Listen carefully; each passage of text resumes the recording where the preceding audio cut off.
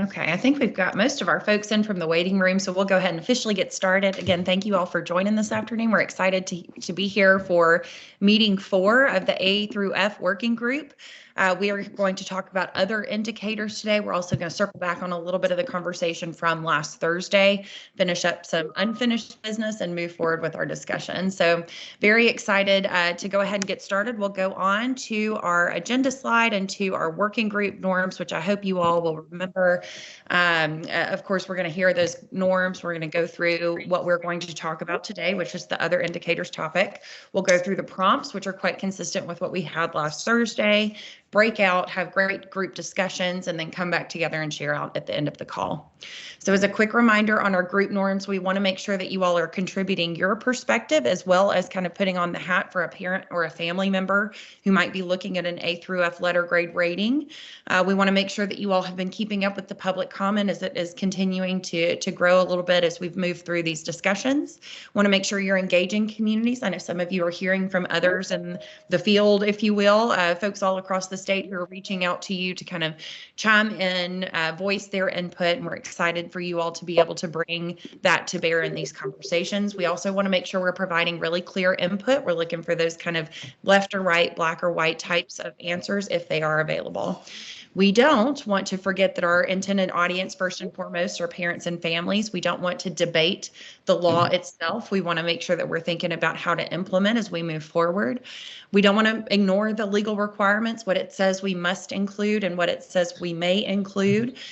We also want to keep our topics and conversations today on topic as much as possible. As another reminder, we're here today to talk about other indicators that could be or should be included in the calculation for that A through F letter grade system. We're not going to talk about displays, for example, on the report card. So with that really quick overview, we're going to go on to the next slide and talk just a quick recap of what we did last week before we kind of go into today's topic, which is other indicators. So when we were together on Thursday of last week, we came together to talk about that second required component, which is growth. We had a couple of points of general consensus, a couple of things that we have outstanding and want to make sure that we can kind of revisit with some of our time today in our groups. But really had some good consensus on the primary emphasis and primary focus for the growth indicator being on that statewide TVOS score. We had lots of good discussion on in our breakout groups between an overall kind of school-wide TVOS approach and or some combination of a subgroup or a group of students. We also want to maybe revisit some of the policy questions that we talked about and really asked a lot of questions about on Thursday. David's going to take you through some modeling here in a moment so we can kind of think through that now that we have some numbers behind it. But we did have some general consensus as it related to kind of that primary focus of the growth measure being TVOS. Now, the remaining open questions are if we are to include a subgroup score, in addition to that school-wide TVOS overall score, what different subgroups would we want to account for in the calculation? And so we've got some of the common subgroups that you've kind of traditionally thought about listed on this slide. We talked a little bit about that lowest performing group of students at some threshold, and maybe the calculation could recognize accomplishments made and growing those particular groups of students. Some combination of the above or none at all. And so that's a point of topic from Thursday's call we do want to circle back to just to see if there are any other thoughts that you might have, consensus that your group may be able to find, or determine that you're not able to find consensus there. And then we do want to also revisit, I think after you see some of the modeling from last week, we want to revisit the question about how should letter grades be applied to that growth indicator. I know some of you had some questions about how the numbers in a TVOS only subcomponent of the calculation would play out in terms of the actual rating. And so we've got some modeling that we can show you all today, but those are some of the outstanding questions that we had from last week's conversation on growth. We'll flip forward to another slide, really getting into that modeling that we're talking about. And I'm going to turn it over to our Assistant Commissioner, David Laird, who is over assessment and accountability, just to help walk us through what these charts mean, what you're seeing and what you're not seeing here. Thank you, Chelsea. Appreciate it. Good afternoon, everyone. we heard an enormous, I think a fairly strong concerted interest in various types of subgroup TVOS performance in the last conversation, whether that ultimately informs how maybe they're aggregated together into the quote unquote growth indicator, or whether some of these are potentially included as an other measure, more relative to the conversation of where we're going today. We heard a lot of interest in that. And so we wanted to provide a little bit of data to help people see and understand some important differences that we do observe when you look at subgroup TVOS composites as opposed to the overall student group composites. So what you're seeing here on this slide are two distributions of school-wide composites. The blue on the left is the all students group, and the orange on the right are just a TVOS composite that is computed for the lowest 25% of academically performing students at each school. So implicit in that is that the performance profile of that bottom 25% will look different at each school, but it is unique to that school. So it's not the bottom 25% of students overall, whatever school they attend. It's essentially a composite that is derived from the extent to which the bottom 25% of academically performing students at every school grew. And a couple things that you'll notice about the chart that I want to speak to. We see that pronounced W distribution for the all students group that you see there on the left, and we talked a little bit about that last time. It's important to note that when you look at this bottom 25% subgroup performance, or really any subgroup performance, and I'll show you a whole bunch of additional subgroup TVOS composites on the next slide, you see a very different distribution. And given our prior conversation, I just wanted to take a second and explain that so that people understood. And again, it comes back to the brief conversation we had yesterday about the logic of TVOS. The core logic of TVOS is to identify schools or teachers who's ever being evaluated, the extent to which they are distinctly different from average performance. 4s and 5s, we have great confidence that they grew more than 3s. 1s and 2s, we have great confidence that they grew less than average. But the distinction between a 4 and a 5 is just that. It's the extent to which we are confident that that 5 grew more than the average. And there's a couple things implicit in that even people who've been working with TVOS for a long time sometimes lose track of. The difference between a 4 and a 5 is not necessarily its confidence, not magnitude. What distinguishes a 4 or a 5 is either how much they grew or how much evidence we had to generate statistical certainty that they were different than the average school. So one of the reasons why the distribution for the bottom 25% looks so different is we're using far less students to calculate that composite. And in fact, we're only using a quarter of the students to produce that estimate. And as a result, the amount of evidence that goes into the TVOS model is greatly reduced. And as a result, the numbers of schools that we can identify as being different than average is also reduced. So when you see a lot more 3s for the subgroup analyses, that's simply because there's a lot less data in the model than there is when we're using all students. And so we're less statistically certain that some schools are distinctly different from that average. So it's not a product of the underlying distribution. It's not a product of the tests in any way, shape, or form. The model is working as intended, but the less data you put into it, the fewer schools we can identify as being distinctly different than the average population of schools. Now, I didn't want a TVOS primer to break out here. I'm happy to take a couple questions and elaborate that a little bit, but I do think germane to this conversation as we're thinking about, well, how do we evaluate growth? What additional growth measures do we include? How might they fit together? It is important to recognize that when you start to look at the performance of subgroups, the overall distribution starts to look very different. We have a preponderance of 3s, and there are simply just fewer schools that we can distinguish from the average. So I'll give people a little bit of time to digest these charts, but I'm happy to take any additional questions as needed.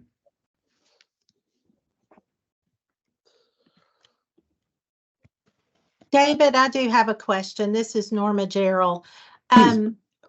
Since economically disadvantaged would probably be the largest subgroup for the state, would that look the same as this, since this is just the bottom 25%? They're very similar. So on the slide that we're seeing here, that kind of taupey brown tan distribution right in the center, that is our economically disadvantaged distribution. And because that group is a little larger, you do see that the percentage of threes is less than, say, for our students with disabilities subgroup, which is far smaller than our economically disadvantaged. So I think you're thinking about that exactly right.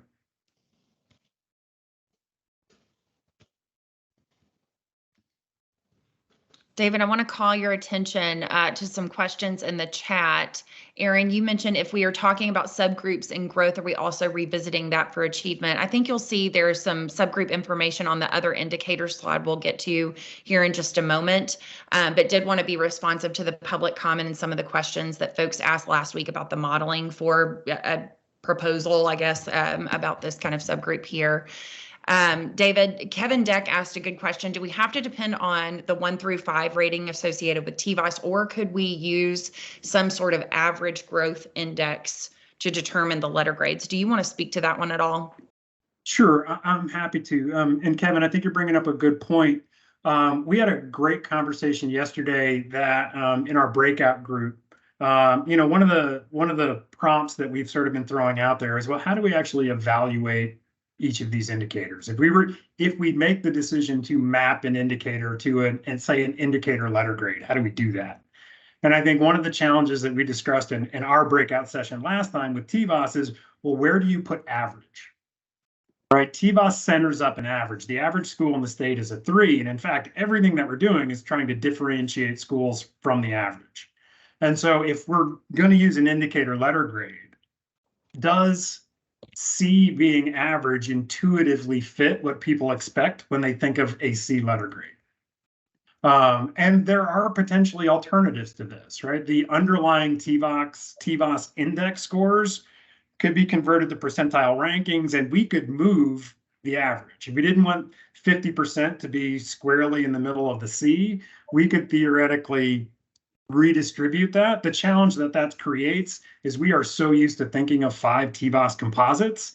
If we create a brand new set of indicator grades, I think the concern is that people would be confused. Why did I get a 3 for TVOS and I got a B for the indicator grade? So I think there are some challenges there, but it is a possibility. And if folks have thoughts about that, please feel free to capture that in your breakout groups. We would love to hear more about that. It is definitely a challenge that the department is grappling with. Thank you. I see Representative Sapicki. Chairman, you said you've got a question, I think, maybe, or a comment about what we were just talking about, sir? Yes, I do. And I think, David, you kind of touched on it here, is, what is our goal for average, where a district or a student is performing that is on an acceptable level for the state and for the district, right? Is it a 5 or is it a 3? And the problem we have is with this is, as we improve as a state, then that number of average is going to move, because you're going to see the progression of scores of these kids start to shift these it's going to shift the bell curve. And so how do we build that into the accountability of this system? But I think the first discussion we have to say to ourselves, and we've had this in committee, if C is what average is, and that denotes a student that is doing everything they're supposed to do as compared to other students, okay, well then how do we reflect that? Because a average student, the district will be doing everything we're expecting of them to do. So how do we not penalize a district for being a C? That's the challenge I think we have to solve here, is how do we show to the public, the consumers of this letter grade, that in proficiency, we're looking for the A, but in growth, it might be the C. And how do you correlate those two differences together and make it simple, as Commissioner Reynolds has said, make it simple and transparent? I think that's the challenge we have, is how do we do that? So I'll be quiet and listen. Thank you so much for that comment. There's another couple of questions in the chat about these charts. Bob Nardo, you asked, it looks like for each of these 4 at-risk subgroups, about 20 to 30% of students in each are showing TVOS of level 4 or 5, and that seems like a large enough group to identify high performers. Did you want to expand on that at all, sir, or David respond? No. Thank you. I mean, it was just an observation, and I guess people could have different intuitive responses to that. But to me, if, it was David's point was the smaller group you look at, you have less statistical confidence, right? But it still seems to me like, to me, if you say 20 to 30%, you're talking to a quarter to almost a third of the students each year. To me, like intuitively, if we're talking about a distribution of grades, that strikes me as about right. If the number was way bigger than that, it wouldn't be differentiating anything. If the number was 0, no one could achieve it. But 20 to 30% sounds to me like that's actually a great distribution on which to do this, because then you sort of have the majority of people kind of in the middling level, and then you have a distribution on either side. So I don't see this and say, oh, this invalidates this as use for, using a subgroup score as a way of contributing to the letter grade conversation. That's just my read on it. Others could have a different intuitive response, but to me, this is very interesting and useful data. Thank you so much. Got it. Thank you. Thank you very much, Bob. Last question in the chat related to these few slides. My superintendent wanted to know if we could evaluate the number of teachers in a school with positive TVOS growth versus those teachers who may see negative TVOS growth. And could we use that type of measure to determine the letter grades? I'm not sure if we want to respond to that, if you've seen anything like that, David, in modeling, or could see something like that in modeling, but I wanted to make sure to call that question out for us. Well, I'd say that's the type of feedback we want to pick up in the breakout sessions. So that is a version of growth and how growth could be calculated. And so by all means, we don't want to preclude anything in this space. So we want to hear all viable ideas. So I would certainly say make sure that gets reflected when we get into the breakouts. Thank you very much. Last thing in the chat, if TVOS went back to a level 3, that would reflect that the child has made kind of 1 year's worth of academic growth, wouldn't that be more meaningful to parents and educators versus saying how the child compares to the average growth? So that's a good comment there, Chrissy. Thank you for bringing that up. Anything else you want to say there? Oh, you might be on mute. I see you there. You might be muted. I am. I apologize. Just since that shift has been made, I think we talked last time in our breakout that I think a lot of us were still operating with the apparently incorrect assumption that was what the TVOS growth levels represented. 3 being 1 year's growth in a school year, 4 and 5 more than that, 1 and 2 less than that. And so I think there's just some misperception issues. And I think that representing a year's growth over the course of a year would be more meaningful to parents. And then because it's not relative to others, there would be no limit on the number of schools or the percentage of schools that could be a 5 or a 4 or whatever score. So I just wanted to throw that out. Thank you. Perfect. Thank you very much. All right, I don't see any other questions in the chat, so let's move to the next slide. And David, this might be something kind of related to the charts that you just shared. I don't know if you want to jump in here, but you're more than welcome to do so. Well, just not trying to get too far in the weeds. This slide just really kind of reiterates the points that I was trying to make about explaining why the distributions just look very different. I know we have some real data savvy people in here, and so again, we didn't want to get too far into the weeds. But really, I think the core takeaway here is that it is, in fact, working as intended, right? Those distributions look different because of some of the core assumptions of the model and the way it produces, or rather parses evidence. And so we didn't want people to be concerned about that. Thank you very much.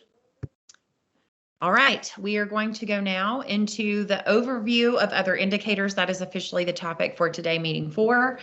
This is the 3rd bullet point in the law. If you remember back, we've cycled through A, we've cycled through B, and now we are at C, other outcomes other outcome indicators of student achievement that the department finds to be reliable measures of school performance. And so we've talked a little bit about how this is probably the biggest area of white space. We've heard lots of different kind of areas of input in terms of public comment about the types of other indicators that folks feel should be included.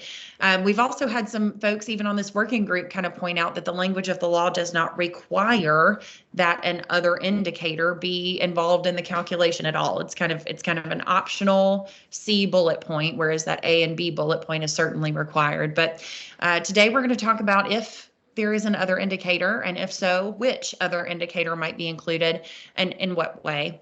So as a quick recap of the data discussed in public comment, we know that academic performance has come up several different times, several different ways. We've got a number of things listed out on the slide for you here in terms of the types of assessments that generate data around academic performance, like ELPA, universal reading screening assessments, advanced placement courses, IB courses, the ASVAB, ACT, RTI squared assessments. There have been lots of things that folks have talked about in public comment in terms of it being an important measure to kind of evaluate a very important topic, a critical topic in terms of a student's learning.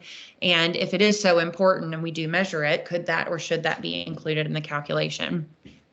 We've talked a lot about post-secondary readiness and some of the things that folks have thrown out there. That Ready Graduate Indicator has come up. The graduation rate itself has come up, as well as some of the metrics around CTE programming and that kind of career exploration tract of work that our schools provide, opportunities that schools provide for our students. There are some metrics associated with those CTE type opportunities, including the credit accumulation, industry certification. It's kind of the completion idea of students who enter into those career and technical education pathways. Then we've heard about other indicators. We've talked a little bit about the chronic absenteeism component and whether that makes sense or is an appropriate measure.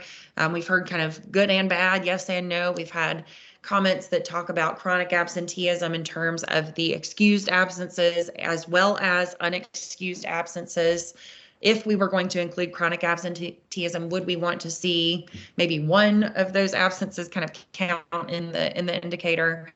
But we've heard a little bit about that. We've heard also kind of on the flip side of a maybe negative view of attendance, something about or teacher retention. We also heard a little bit about student attendance as well. It's the folks who keep coming back that indicates folks are having a positive experience in their schoolhouse community. And so those are some of the things that we've talked about and heard about in the public comment. And I hope you all have read a little bit more specifically about how folks have thought about that. But when we were kind of preparing these slides, we also wanted to make sure that when we were brainstorming these other indicators in our breakout groups, that there are some other pieces of public comment that kind of go cross-cutting. That subgroup performance, the longitudinal comparison over time versus just 1 year of data, improvement measures, gap closure, those kind of things where we're really looking at apples and apples, hopefully, and apples and oranges, not apples to oranges. And then finally, kind of the notion of comparison of similar schools. So that's kind of a recap of some of the things that we have heard in terms of those other indicators. David, I'll invite you if you've got anything else you want to say kind of before we get into the breakout groups and the review of the prompts to chime in here, and then you can take us through a review of the prompts. Chelsea, thank you. There very little additional to add, but I would just say that the department's intent here was to try to create prompts that were going to reflect the gamut of things that we've heard. Each of the data points in here can be evaluated in a variety of different ways to produce very different metrics. And we've heard a lot of suggestions for how these data could be evaluated in a lot of different ways. And so as we're thinking about other indicators, if you have specific ideas about how you think that indicator should be evaluated most appropriately, we would just invite you to submit that information as well during your breakout session. So if you have ideas about gap closure or goal setting or whatever it is that that you think is appropriate for the evaluation of the data point, that should also be part of our discussion today. And we'd love to collect that information. And now we'll quickly run through the prompts for today. The general mechanic is exactly the same as we have done in the past. what measures should be included in the other indicator. And I think it's reasonable to assume a general framework that there's going to be an achievement indicator, that there's going to be a growth indicator, and then theoretically, does there need to be another bucket and what should be included? If additional indicators are included, what measures, or rather, how should they be weighted is prompt 2. And then lastly, if we are going to include those additional indicators, how should they be evaluated? How do we determine, say, if we choose to do indicator subscores, and you say we should do chronic absenteeism or we need to use the ACT, how would you think about evaluating and assigning grades to those indicators? Thank you very much, David. We are going to go next to kind of the breakouts. I want to address, I saw Aaron, your hand went up, and I think that's alerting me to the question you put in the chat, which is kind of what is the theory of action to guide what we're talking about here, and really want to make sure just to reemphasize that what we're trying to do is develop a calculation that will produce ratings that are clear and meaningful to parents and families. When we think about kind of the different components, and the longer the list is, it might be a little bit more challenging in terms of conveying clearly to parents exactly what a letter grade rating does include, does not include, does represent, does not represent. And so that has kind of been the North Star for the department throughout this entire process, is ensuring that the calculation that we develop is going to generate those letter grades that really kind of line up as much as possible to what parents are already expecting or assuming when they see a rating of an A or a C or an F or what have you. So wanted to make sure to address that question before we go on. Kevin, there question. Do you have a sense of what that means, or on what factors? What that means, I can talk about that, and on what factors, I think, is what's laid out for us in the law. But really want to make sure that parents can understand that an A is representative of something different, meaningfully different than what a B or a C or a D or an F might represent.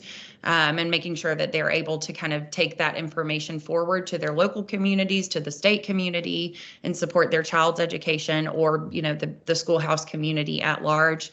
I think we've heard the commissioner talk about wanting to recognize and reward within the calculation accomplishments and the required areas of achievement and growth and other indicators that may be determined. But we also want to make sure that we're kind of being honest and as forthcoming as we can be about those indicators when kind of the letter grade rating comes out, that we're identifying the areas where additional resources might be needed or additional planning might be needed, you know, to move student outcomes forward for all kids. So that's kind of been some of the North Star guiding principles and values that the department has had in carrying forward this engagement. Going back to Kevin Deck's question, are we to assume there will be only a single other indicator reported? No, we can identify more than one, and that's kind of what I mentioned earlier. We've got a little bit of space. Now, if we think about that guiding principle, trying to make sure that this is clear and meaningful for families, we do need to bring that kind of value to bear as we look forward through those recommendations that we've heard through public comment. I think we want to be judicious, but we have not kind of boxed ourselves into any particular number of other indicators. So no, sir, we're not bound to a single other indicator. And David, you addressed that in the chat. Thank you. Also, Bob Nardo, you've got one more down here. Forgot to ask, did we look at super subgroup when running the TVOS subgroup scores? We do, Bob. We provided information on BHN and on those slides, so that is something that we can calculate and look at. Sorry, I was about 2 minutes late. I may have missed that. Thank you. No worries. All right. I think we are ready now to break out into our small groups. We'll have about an hour or so to make sure that we go through some worksheet type slides that you've seen, similar to what you've seen in other breakout groups. We're going to make sure that we try to drive a consensus where we can during each of the 3 prompts, or if we identify that we cannot find consensus, that's okay too. We'll bring that back in our share out at the end of the conversation. Please don't forget to nominate someone or volunteer maybe if you would like to be the person who shares out today. We do have those open outstanding items from the last conversation on growth. And so kind of once we go through the other outcomes portion of today's meeting, if you all have time, please do circle back and kind of continue to think through and gnaw on those questions that are outstanding from the earlier meeting. So with that, I think we are ready to zoom out into all of our various breakout groups. We'll come back in about an hour or so and get ready for share outs. Thanks, everyone. So Hi, just everyone. let me apologize right up front. When I come on to Teams, my camera won't work, and so I've got my tech guy working on it, but I'm not trying to hide from you guys, so I apologize. That's okay. Completely understandable. I think we've all had our fair share of Teams problems in the past. So your presence is felt, Director Vaughn. So we know that you're here. I see we've got Vanita on the call. Fantastic. Our spokesperson for today. Vanita, don't think I forgot. I'm looking forward to our share out at the end of today's conversation. Thank you so much for volunteering last time. That makes it easy. All right, folks. Well, welcome back. I'm glad to see we've got everybody here today. We are going to go ahead and move on to that third and final, I guess, component as required by the law to be incorporated in the letter grade calculation. We have talked a lot about academic achievement. We have talked a lot about growth. We are going to circle back to some of that conversation at the end of today's breakout session. But the real focus of today is to talk about that other indicators section as outlined in the law. This is very open-ended, and I think that was really intentional. And I know that everyone is coming to today's conversation with lots of feedback from folks in your community and folks that you have engaged with. Really excited to dive into that. This was probably the component we heard some of the most feedback on in some of our public engagement and some of our town halls. So folks have, I know, a lot to share here. So I don't want to take up too much time with me talking. I want to remind folks, please go ahead and just come off mute as you have things to add to today's conversation. But the first prompt for today for that other indicators section, and I appreciate Kevin's question in the chat, whole group, does it have to be one? The answer is no. But what other measures, aside from academic achievement and growth, should we be considering or including in the letter grade calculation? Please feel free to just go off mute and chime right in and get us started.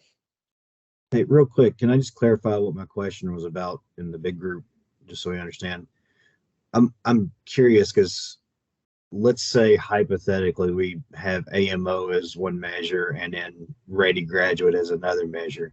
Are we going to try to merge those? And so on the report card, they'll see one letter grade for other, and therefore we need to weight both of those here? Or can we make the assumption there will be two other buckets that the parents will see? I feel like we're kind of, boxed in because we don't know what the display is going to look like. That's fair enough, and you're asking the right person because the report card does live on my team. I think we should be talking about lumping together things that make sense to lump together, but if we're talking about things like AMO and Ready Grad, we can certainly have those split out into separate, I don't know the right terminology, but separate indicators, I guess, that roll up into that overall letter grade.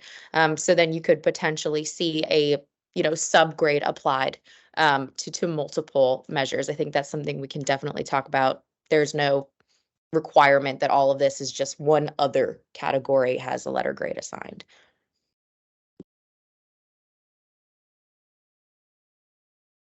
Well, in regards to other indicators, I think about what I like to see or what I want to know from the students that graduate from my district. I want them to be ready to be successful, in whatever they decide to do. So the Ready Graduate indicator that we currently use, it means a lot to me. And I would think as a parent that would give you information to make you feel good about where your school is, how they're doing in that category.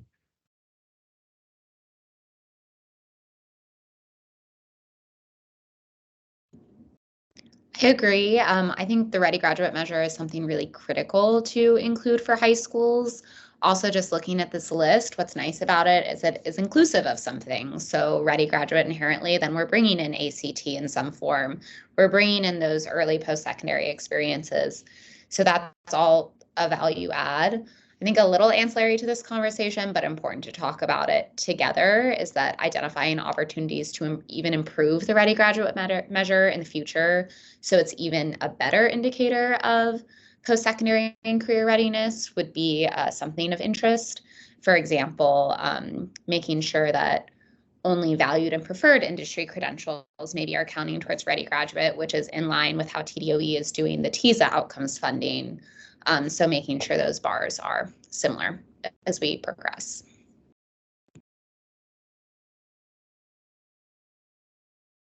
Also jumping in, I did hear a lot of support for Ready Grad rate. Also liking the idea of using the CTE credentials, but then thinking about how we're going to necessarily identify that because it is new. So just, just some caution on how you create that. One thing that I did hear a lot about from educators was chronic absenteeism and not utilizing that because they just they can't control it. There's, kids are sick or families are moving, and so it just makes it really hard. There was some discussion about possibly using attendance rate as a better measure. I'm just saying, like, these are the kids who show up ready every day, right? Can we use that instead of chronic absenteeism just because they simply can't be held accountable for that?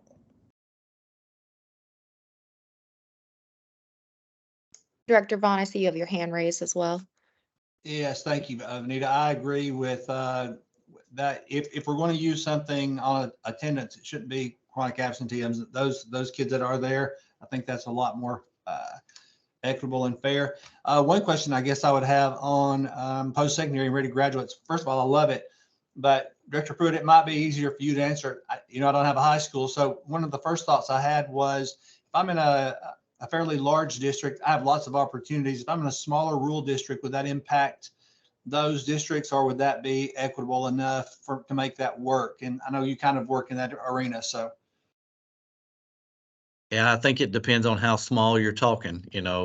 We've got a high school of around 400, and, we have partnerships with our TCATs, and we have, ample opportunity for our students to have access to those post-secondary credentials. But, if you're really small and you're, not close to a TCAT, then that could be problematic. Yeah, see, I'm looking at, and they're not here to speak for themselves, but I'm looking at Cannon County or Grundy County, some of the really rural areas.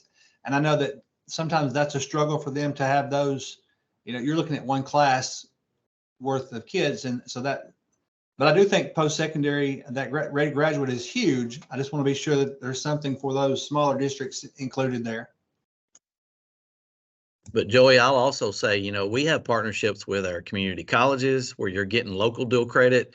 I think when you have the incentive to get kids those credentials, the hours, then you're going to look creatively on how to figure that out. And that's good for kids because so many of our students never take a course and they think they can't do it. But if they can take it at high school and get some support while they're with us, then they feel like, oh, maybe I can do this. I want to point out that everybody has to take ACT anyway, but also, and I'm not super familiar with it, but I know the state has been pushing their AP for all. So even those small places who don't have an AP teacher, those students still could have an opportunity to participate. So there's still options out there. It just may not be as many as some of the bigger schools. Thinking about AP rates, what about schools that are doing dual enrollment? Is there's a push for that as well? That's currently in the Ready Graduate Indicator. Okay. Yeah, a dual enrollment course counts as one episode. So. Okay, awesome. Thank you. And honestly, I'm a pretty big fan of the Ready Grad Indicator, just like the rest of you have mentioned. I'm not super familiar with the new CTE stuff that's coming in, but I could see where that might roll in as being part of the EPSO conversation. So I don't think you're excluding it, not by not having it, but we could maybe build it in as the Ready Graduate, it's constantly changing. There's always new certifications, ones that are falling on and off, that I feel like that could probably just kind of slide right in there with it. So big fan of the Ready Grad Indicator. So while I'm there, I'm a big fan of no chronic absenteeism or attendance or anything like that, because it's beyond the school's control oftentimes. Just like we wouldn't want to achievement indicator to be dependent on something that the kid did in the previous school or in another building. I don't feel it's fair that our schools and ultimately our teachers, the ones who are going to catch a lot of this, that they're going to be basically held accountable for a student's attendance that they can't really control. They can always incentivize, but they can't control it. I kind of feel like 3 may be enough. 2 might be enough, but I think 3, I think 3 may be all that we really need. It's just my opinion.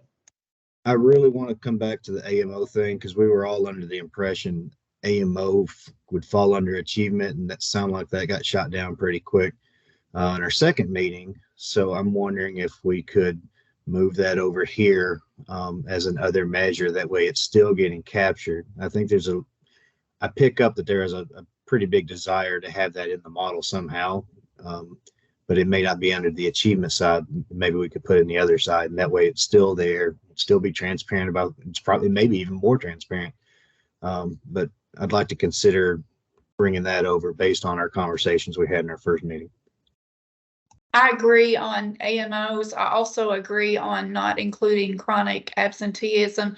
We have referrals, I know in my system constantly to juvenile court. Those are not backed up. We've done everything that we can, with that. I just don't see that something beyond the school system's control should be used to judge the school system. And I think it's important too that we can use a lot of this information at the building level. Like if we have a problem with chronic absenteeism, we need to know so we can address that. We're still getting that information from the federal school side of things. So I keep coming back to, this is really about the parents. And I keep thinking, well, we're going to miss out if we start talking about our subgroups and stuff like that. We still get that information. We can still make decisions at the district and school levels. But I'm not so sure that getting into the weeds for the parents' sake is really worth it. So that's why I'm kind of getting away from things like chronic absenteeism and stuff like that. I'd rather just keep it as simple as possible for the parents for the report card. I also feel the same about teacher retention because I'm in rural Northeast Tennessee. We have districts neighboring mine that pay lots more. Of course, people are going to hop over. You can't blame people or penalize the school system. Doesn't mean the system's not great to work for. It means that people are looking out for their financial bottom line. I just don't know that I think that that's a good indicator of the school system doing a good job. Is a rural system losing teachers to an urban system or a neighboring system just because they pay more? I just don't think that needs to be included. I'll jump in and say that we feel strongly that the additional measure or measures should also communicate what we think is important, right? And what we think schools should be focused on. Believe that the Ready Grad indicator is a good one. We think that there can be some tweaking maybe on what are considered high quality credentials, but we think that that's a good college career readiness metric that also signals to high schools that increasing access is important beyond just a 21 on the ACT, but increasing access to advanced courses.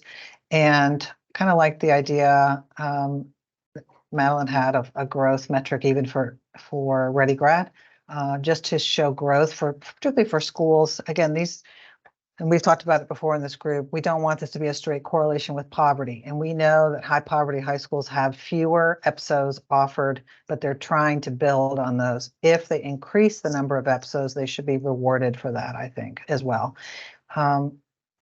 And would also like for us to consider AMOs here. Again, that is sending a signal that growing all students is important. I think it is interesting to put it in the separate category just to communicate that achievement is one category, but growing kids, all kids in another, as another measure is really valuable. And things like teacher retention, it's not, I mean, if the most important thing we can tell districts is you must keep teachers of all the measures, I think that's sending the wrong signal. I think they obviously know they need to keep teachers. There's teacher shortage. And I have also heard a lot about the chronic absenteeism metric as another correlation with poverty and also so many factors outside of a school's control in that measure as well. I'll jump in. the people in my community like absolutely think that AMO should be included somewhere, especially if achievement is going to be, just proficiency levels. AMOs would be good to put in this other measures category to show parents maybe we're not at the expected proficiency level yet, but we're closing gaps to get there. I am in an elementary district and we have ELPA currently factored in, and that was an area that we spend significant resources in and think would be important to include. And there was also some talk about maybe including the universal reading screener for K2 since there is a state approved one. And that is very important to how kids are going to do in their future. So I'll jump in really quickly and say, when I've talked to parents across the state, the one thing they want to know is, by and large, when I leave, where's my child at? Are they ready to go? So I think that Ready Grad indicator is something I've heard over and over again, that maybe parents don't know that term, but that's what they're asking for, right? Is that measure right there. I think that's really important. I do really feel strongly, and I've heard from a lot of parents, again, it's what when I bring my child to your school, what is there? And a lot of them are looking at the CTE education now and looking at those industry credentials, especially as we're shifting from, the idea that even though we're taking the ACT may not be what's for everybody, right? And those industry credentials could be what your child is really looking at.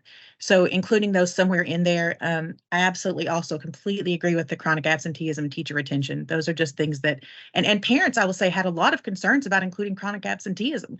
They just didn't feel like that was something that was fair to the schools, that was fair to teachers. They didn't feel like, and for them, I think too, we've trained a lot of parents to say, well, if your child is sick, we spent years saying keep them home if they're sick, right? And now we're going to hold it against schools again, and it's a very confusing message. So absolutely taking those out. But I think we're all pretty clear there that Ready Grad is definitely important, and then looking at the opportunities that are available for students. Well, I certainly appreciate that input, Christy. And I do want to say that the chronic absenteeism conversation has been one, we've heard pretty much unanimous consensus, definitely in this group, but kind of in a lot of our public engagement opportunities as well, that is not necessarily a measure that folks feel is really kind of indicative of what's going on within the school building. And so that's one thing that we've definitely made note of, and I'm glad that we continued that conversation here. I wanted to talk a little bit about the Ready Grad indicator. I do want to ask folks, we talked a lot about post-secondary readiness and using Ready Grad as an indicator for that, because that's kind of what currently exists within the system.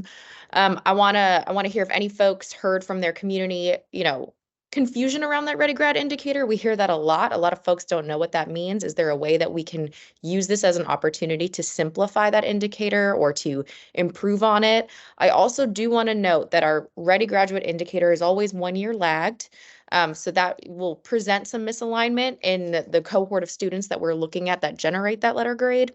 I don't know if anyone heard any input around that piece in particular, but wanted to flag those two things if there's anything else folks want to contribute on the post-secondary readiness front as it relates to that one.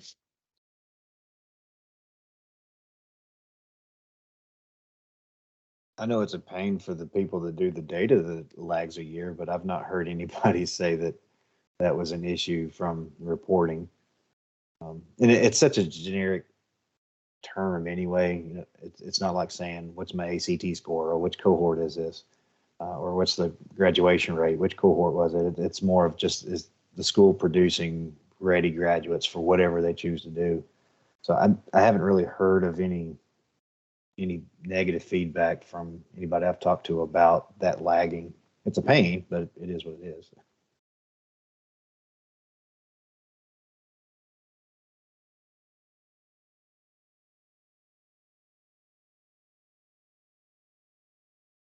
All right. I did want to touch also on the teacher retention conversation we're having. That might not necessarily be something that our group feels is necessary in this space. Are there any staffing characteristics, however, that folks feel are important to include in this space? I think in our public engagement campaigns, we heard a lot for information on the educator workforce within the school building should be included in some way, shape, or form, as well as measures of school climate and safety. Are there any kind of conversations that y'all have heard from your communities around those two pieces? I think those are important, but not for accountability. They are for public reporting. Just like I think a lot of the outcomes of the Ready Grad indicator, student success on those measures, that sort of those courses, also very important to have, but certainly not part of accountability. Yeah, I was going to ask, I know we're not talking about layout, but will the report card still have places where you can go see school finance and ratios and things like that? Oh, yes. As long as it's still reported, I have no interest personally in it being a part here. Yeah, I agree. I do think that using that feedback as an opportunity to identify just where we could report more. I think there's a lot of educator labor market data that would be of key interest that could absolutely be on the report card, and that could be much expanded from where it is. You know, we don't, what is the distribution of LOE scores? We don't have that at a state level. We don't have as updated teacher diversity data as we could. There's a lot of opportunity there, but that could just be on the report card for people to explore. Similarly, I think I understand Ready Graduate has a lot of components, but there's a lot of value to that because it shows a lot of different pathways. We know there's not only one path for students. And I think breaking down, okay, well, which students achieved Ready Graduate through those different pathways on the report card could help with clarity for parents, community members, anyone who's going on that. I do think there's opportunities to streamline and strengthen that measure by ensuring that the opportunities we're incentivizing through that are only opportunities that are leading to value for students, whether that's in post-secondary education, in a career, whatever that might be. I'm certain there's a lot of data work behind that though, so I'm not sure that would be possible to implement for November, but I do think moving forward that should be a very key conversation that we need to continue having. Yeah, I agree. I like the idea that Madeline talked about by breaking down the Ready Grad. However, I know on the back end, we have so many that get it because of the 21. We don't go in and figure, well, did they get 4 EPSOs? Did they get, this, that, or the other? So it would be a lot of work on the back end to try to disaggregate all that data. I'll second the a lot of work. We do the same thing. If kid hits 21, it's fine. We go look for the kids that didn't make the 21. Then we start digging to see what options are there. And that still takes forever. So. Absolutely. Well, I do want to move us on to the next prompt, which is assigning weights. But to summarize, I think we've reached some pretty good consensus on which indicators are important to include in this other indicator category. We talked a lot about post-secondary readiness, the Ready Grad indicator, CTE. We talked a lot about potential of adding an AMO kind of pathway or conversation in here as well. For elementary schools, we talked about URS data. We talked about ELPA. We talked about removing chronic absenteeism from the conversation.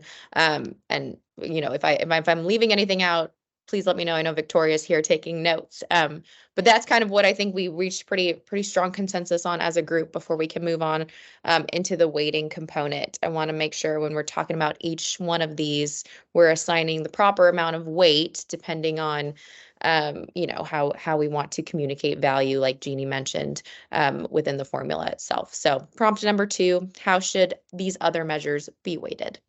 Grace, before we jump in, can I just follow up with one thing before we go to this one?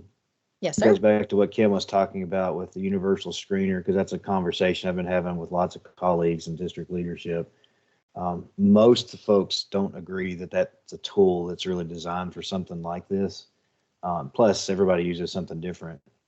But I did have a colleague in another district that mentioned maybe looking at how the different tiers shrink in size from maybe fall to spring, and using that as a measure, because that would show that we're having growth with those lower kiddos. So even though I'm not a proponent of using that as a score, the test as a score. I think there might be some value talking about like gap closures and stuff of those tiers shrinking for a school. So I just wanted to toss that out there because since Kim had mentioned the screener, I thought that was kind of a neat idea.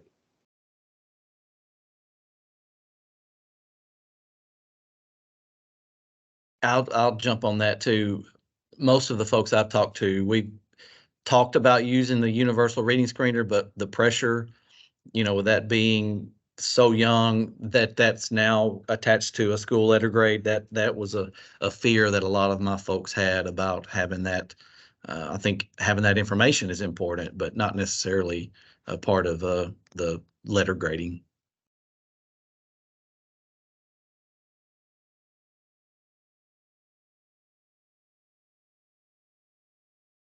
I have a clarifying question. I know we talked about this already a little bit, but like looking at this slide, all other measures equal 100%. So whatever we decide is going to factor into one, or it can still be like, there could be like 4 categories: achievement, growth, AMO, and ELPA. We can split those out. I think this Okay. is just kind of a guiding visual, but we certainly don't have to follow this exactly.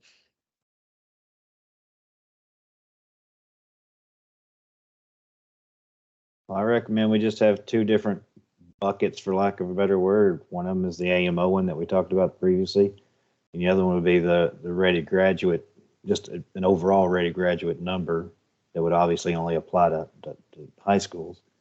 And then keep those separate, and we can weight those in our next meeting if possible. So that's just my tossing my 2 cents out there. I'm with you, Kevin. However, I think I have to go on record. I think the AMO fits better in achievement. I still think it should be in achievement. I know there is maybe some push to keep it out of there, but I think this is part of a working group that we have to have the discussion.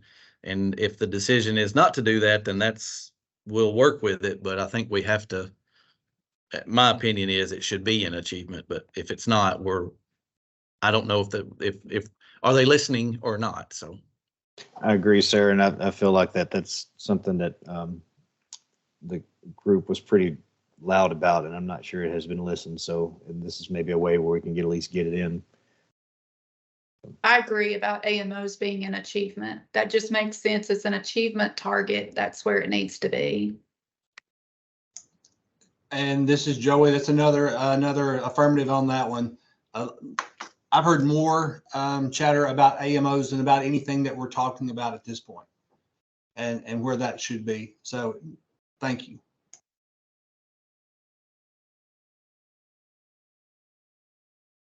I think it speaks to the importance that it has, that AMOs have to us, that we're willing to force it into a square peg into a round hole for purposes of making sure they show up. I'm a little worried about not having a separate measure for K-8 beyond AMOs. I don't know what people's thoughts are about that. My community talked about the importance of keeping ELPA with how much time and like how many resources we spend on making sure that they are growing and learning. I agree on ELPA, plus it's a federally reported category as well. I also heard the same thing on ELPA and keeping that. I think it is important, but in some areas, you're not going to have the end count. So you're still going to end up with a K-8 school potentially to not have another category or another scoring.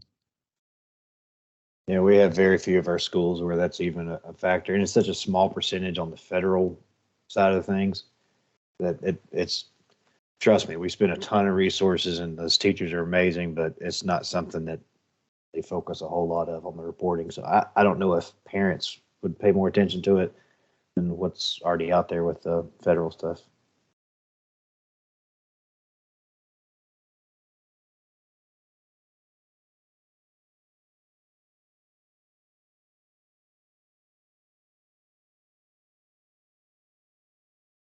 I just want to say one thing from a perspective, and this is just something that I've talked to parents about a lot, and just, when I'm having conversations about this, I see this other as an opportunity. To me, a lot of the things that we talk about when we talk about, well, parents don't want that this is our opportunity to begin to have these conversations in an easier to understand way. So if we want to talk about AMOs, to me, this is where, I mean, like I've said before many times, parents don't have any clue what those are. They just don't. I'll be really transparent. I couldn't tell you from my schools what they are, right? That's not a conversation that we have. But this is this opportunity for, if we lift these out in this bucket, they can understand the achievement over here. And then we can start to have these conversations and bring these things to the forefront in a way that we can get stakeholders behind them in a way that they're not there right now, and a very clear to understand. Same thing for the Ready Grad, anything else that we feel like is important in the education world that we're not having enough conversation about. I feel like this is that opportunity. And that's what I hope it comes out to be, is something where we can begin to have conversations that just aren't being had right now.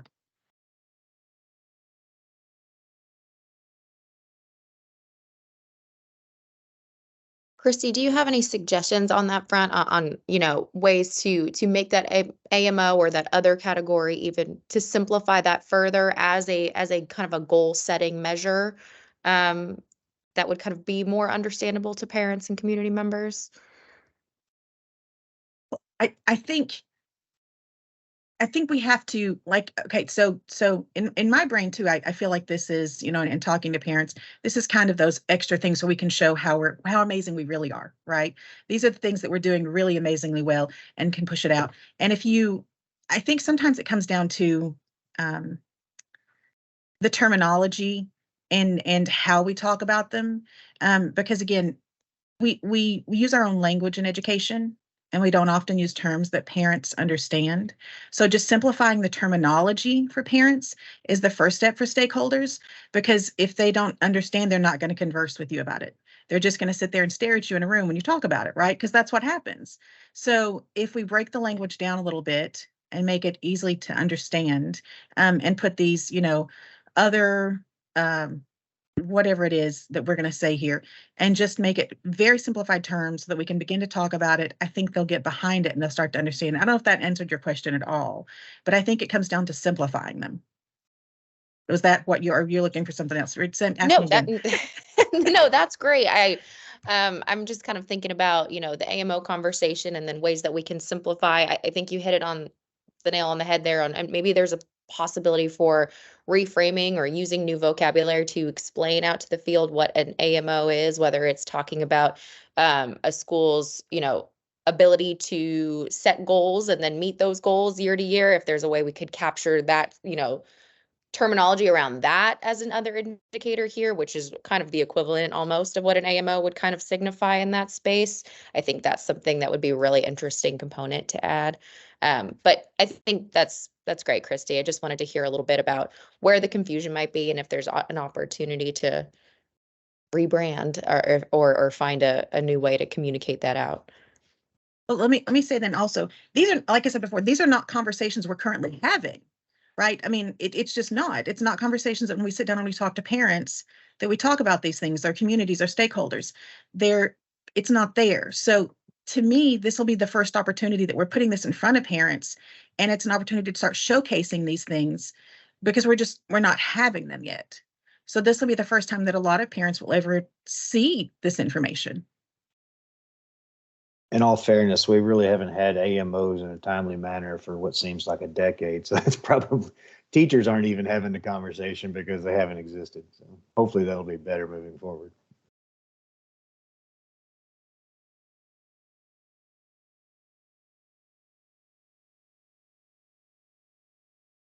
So it seems to me kind of where we're trending in this conversation is that we would want to apply a pretty significant weight to that indicator if we were to find a way to categorize it and explain it out to folks in simplified terms. We talked a lot about the post-secondary readiness, the importance of Ready Grad. We talked a little bit about CTE, and I know some of that CTE work touches on the 6 through 8 space. I do want to give Kim, I know you've been kind of a voice for the 3 through 8 space, K through 8 space, as it would unfold within the formula. I do want to make sure we close the loop on that conversation. We talked about ELPA. I think we want to be really careful in assigning a potential weight to ELPA based on kind of varying populations across the state. But is there anything else that we want to think about including, particularly for our lower grade schools?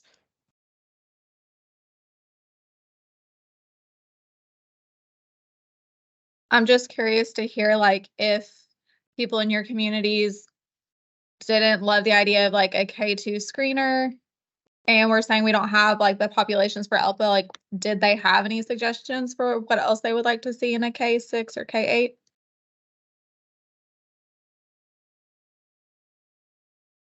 The only one I really got was the decreasing the size of the number of kids in the tiers.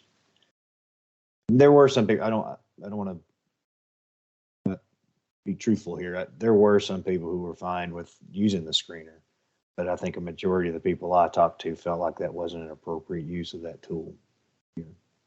Super important, don't get me wrong, but they just felt like the goal of using those tools, whichever one districts use, is to identify kids that are in the tiers. It wasn't selected to be an accountability measure. So I think that's really the hesitation the folks I've talked to had. But I think for K2 in their LOE, they are starting to have to claim, like for us, like it's Ames Web, like they're having to start to claim that as accountability. I know we have a lot of teachers that do it too, because I have to do the calculations for them. So I know there are a bunch. Which I think is relatively new. Most of theirs came from observation. I think that factored in for last year. Just a thought about thinking about how we're looking at teacher overall and how we're looking at schools.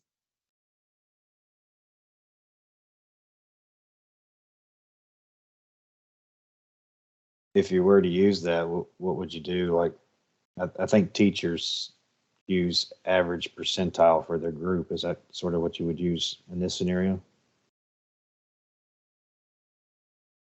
I'm assuming all the tools have percentiles, so that seems like to be the only number that you could use across all the measures.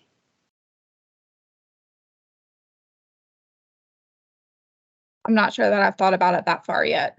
I didn't get into that deep of a conversation when we were talking about K2. Fair enough. And I don't want to do this, but if you didn't want to use the universal reading screener, you could use the third grade TCAP, in reading. If that's a measure that I don't like that, but that is an option. I think there's already so much pressure on third grade teachers that would not be great. That was going to be my comment too, Kim. We're already demanding a lot of those teachers and those kids. Same, that conversation came up in my group discussion, and they were like, you could align it to that, but it just seems like it just doesn't make sense to do that right now, right? Like, it is a lot of pressure. And I think that goes back to, like, is it equitable or not? I also think the whole goal with a additional metric is something that's not an annual assessment, right? That is a different measure of school quality or success. And so that's where the tough nut is for the early grades, right?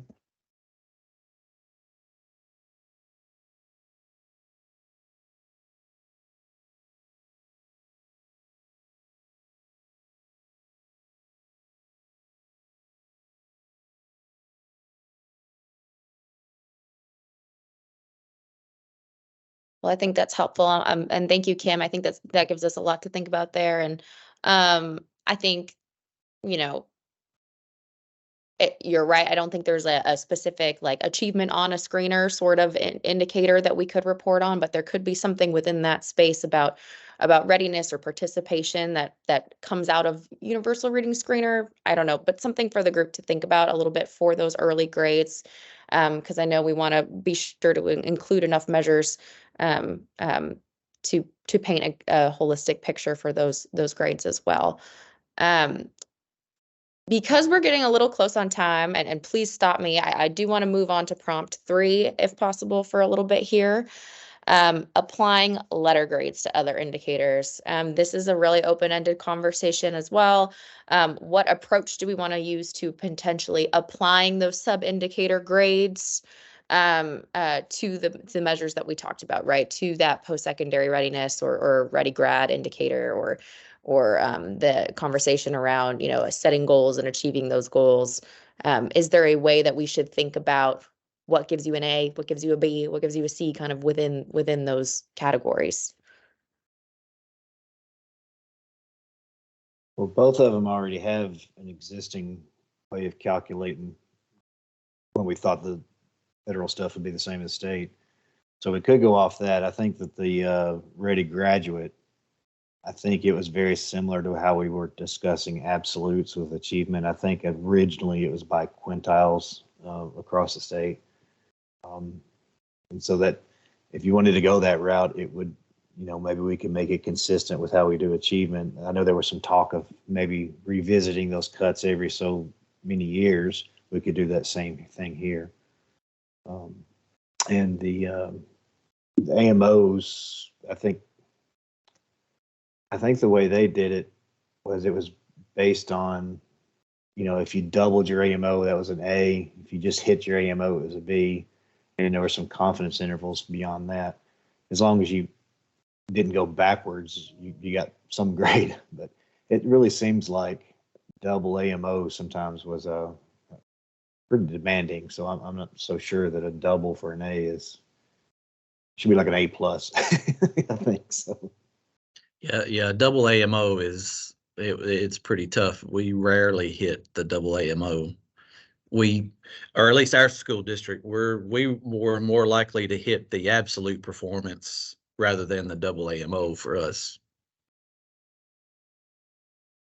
But I would agree with Kevin, just using the metrics that we've got, maybe tweaking the AMO, especially if it's going to be a separate indicator on its own and going to count a percent. It needs to be achievable. I agree. Honestly, I would be a little suspicious of systems suddenly hitting those double AMOs. That's just not logical growth for most systems in that time frame. I do think that needs to be adjusted just to hitting the growth target or the absolute, but not the double.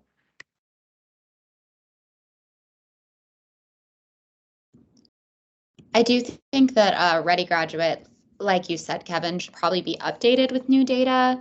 I think when we set those cut scores, I think the landscape has changed a lot since then, and there's been a lot of state investment in these items and also a lot of district work on that. So I just think it's the different landscape. And right now the state Ready Graduate rate is around 40%, which is the cutoff for an A. So I would think they'll probably go a little up just based off of all the growth we've seen and all of the focus we've seen in that area. But going a similar method as achievement with using the quintiles and more recent data sounds right.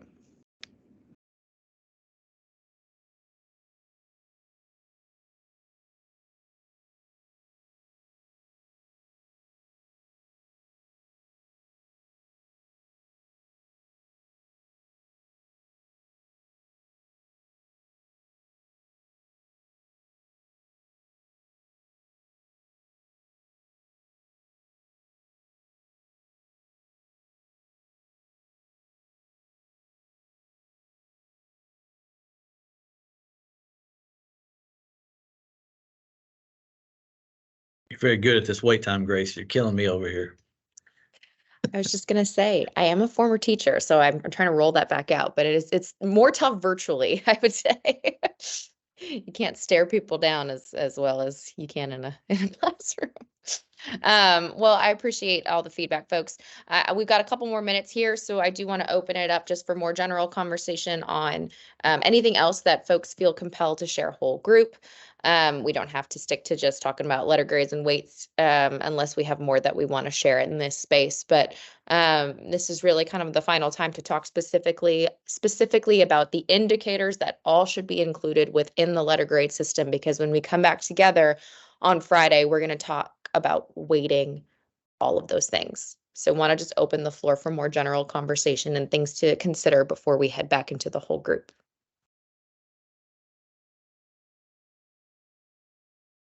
When we come back together on Friday, will we know the indicators that we're waiting?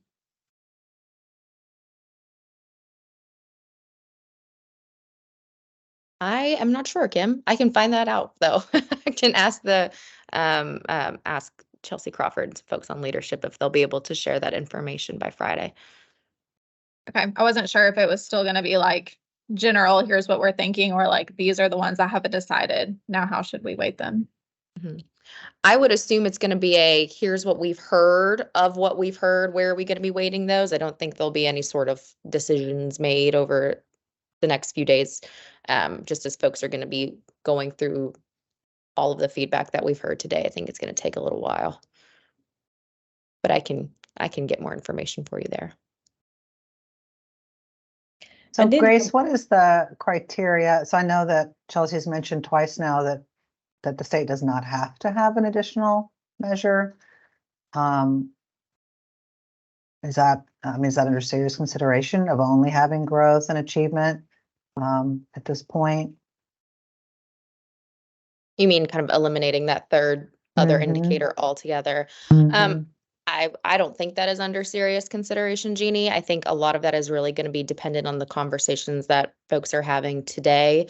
I think we heard a lot in public engagement that that other component needs to include these measures that are kind of communicating what else is valued outside of achievement and growth.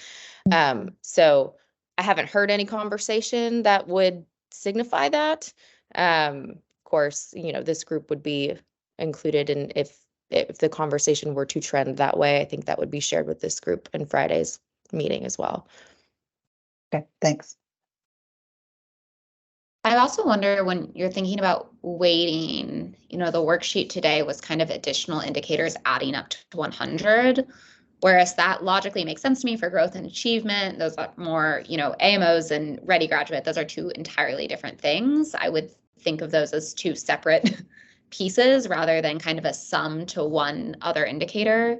How are you all thinking about this particular section of the letter grade calculation?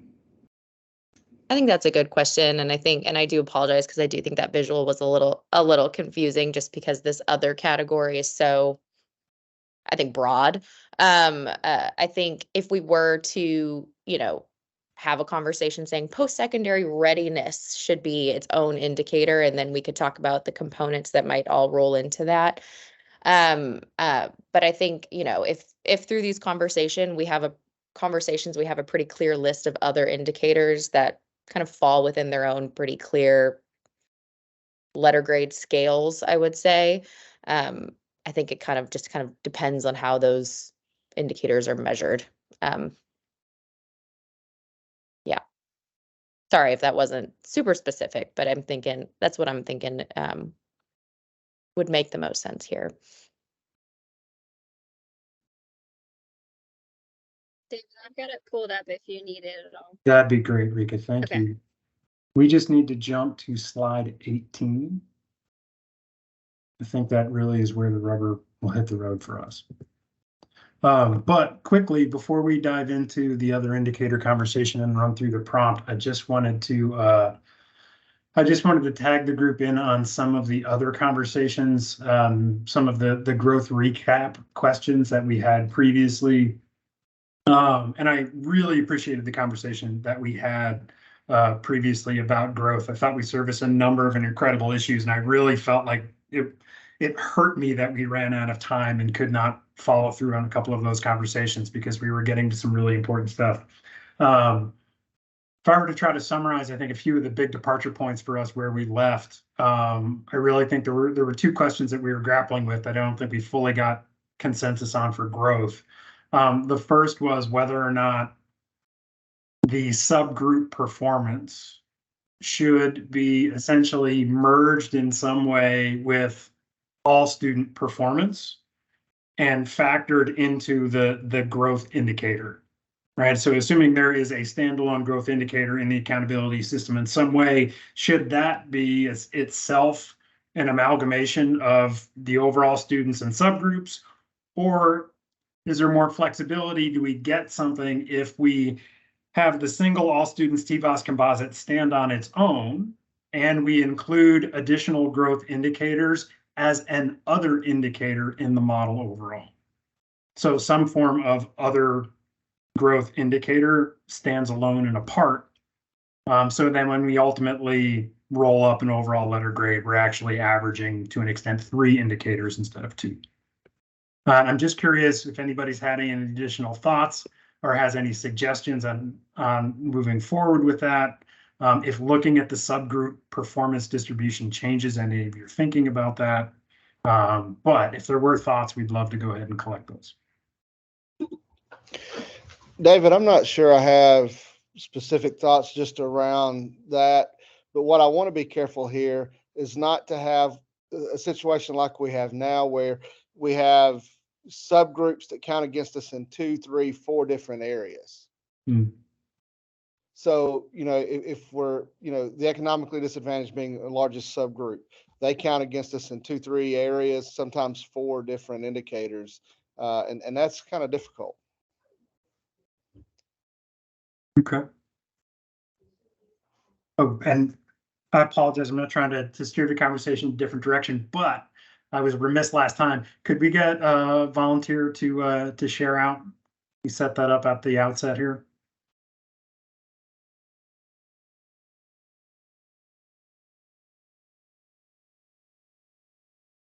I taught geography. My wait time is great.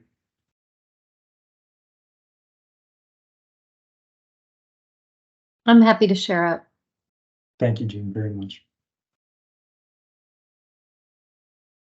So duly noted. Probably that makes sense to me. So we can certainly look at that. One of the advantages that we heard about the overall TVOS composite last time is people like the fact that it reflects the growth of every child compared to students that performed the way they did.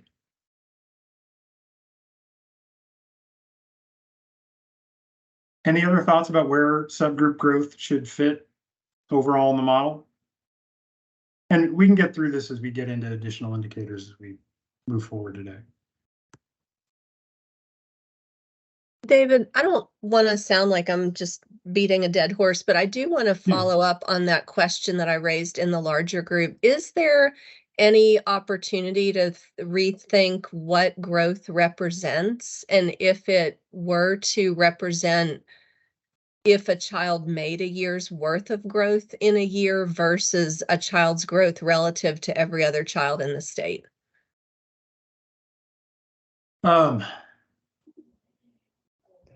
There are implementations of testing programs that allow for that. One of the things that you have to do in order to be able to produce an evaluation like that is to have what they call vertically equated tests. And right now, the TCAP testing program is not vertically equated in that a 220 scale score for 3rd grade should not be, if a child scores 220 in 3rd grade and 4th grade, that shouldn't be interpreted as a comparable score. The design of the distribution of the standards and the scoring of the tests are not vertically equated to support that interpretation. So if you go from a 220 one year to a 250 the next year, you grew more than a year's worth of growth. Like our tests are not designed to support that interpretation. So it would be challenging to retrofit TVOS into that to support that interpretation without doing some additional work on the tests underneath it. Okay, thanks for clarifying. Yeah. So David, and I'm going to jump on the bandwagon here with Chrissy, though. That makes so much more sense to, as a parent.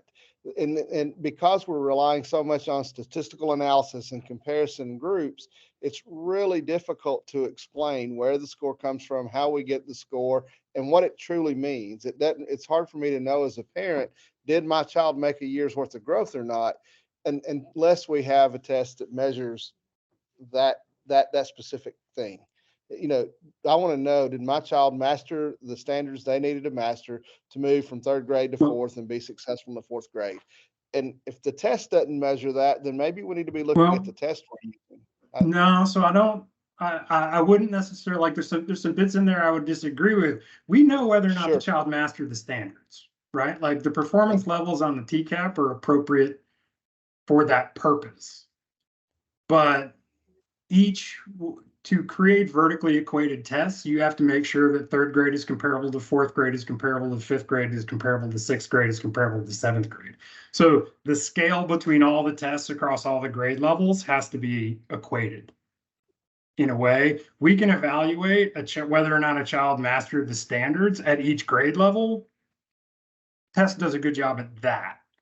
But what we're talking about here is evaluating whether or not a third grader grew as much as a fourth grader, as much as a fifth grader, and that is just more challenging to do.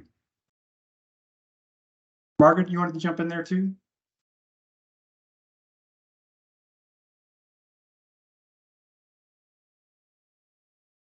Oh, I can't hear you yet. I think you're still muted.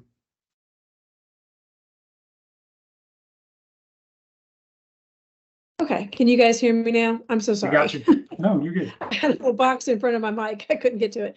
So I just wanted to make sure I honored what my superintendent wanted me to bring forward. I think with the comment that I made earlier in the box, and you guys can tell me, I feel like we may be talking about two different things. So her concern with the school-wide, using the school-wide number, she said, was it a teacher who has a very low growth score, like of a -11? When we average that with a teacher who has a level 5 growth score, like a 3, that's still going to come out to a -8, which gives us a level 1 average for the school. So she's saying that, in other words, 1 or 2 very low growth score teachers could actually tank the whole school. So is this the same conversation? Is this something to be concerned about, or is this something completely different?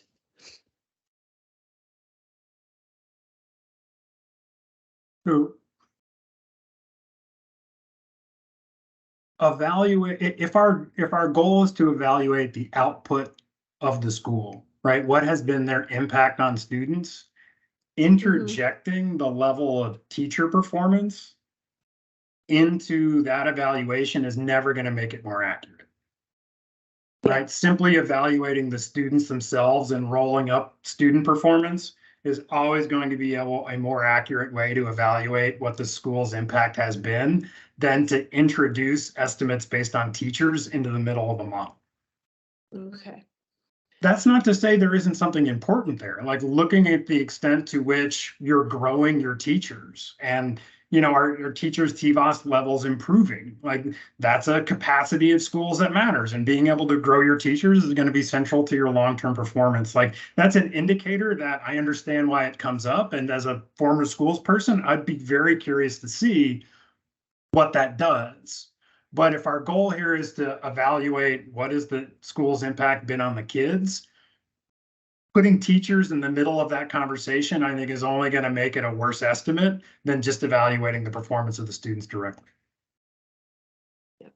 Well, that's what I was curious about, because it seemed like our conversation was leaning more towards students and how they're performing and how they're growing. And this seemed to shift the conversation over to teachers, which is, like you said, not necessarily unimportant, but I'm not sure if it's a conversation that we're having right now, if that makes any sense. And I just wanted to make sure I clarified that. Makes perfect sense. And I would just put that, the way I'd think about that is the difference between outcome measures and process measures.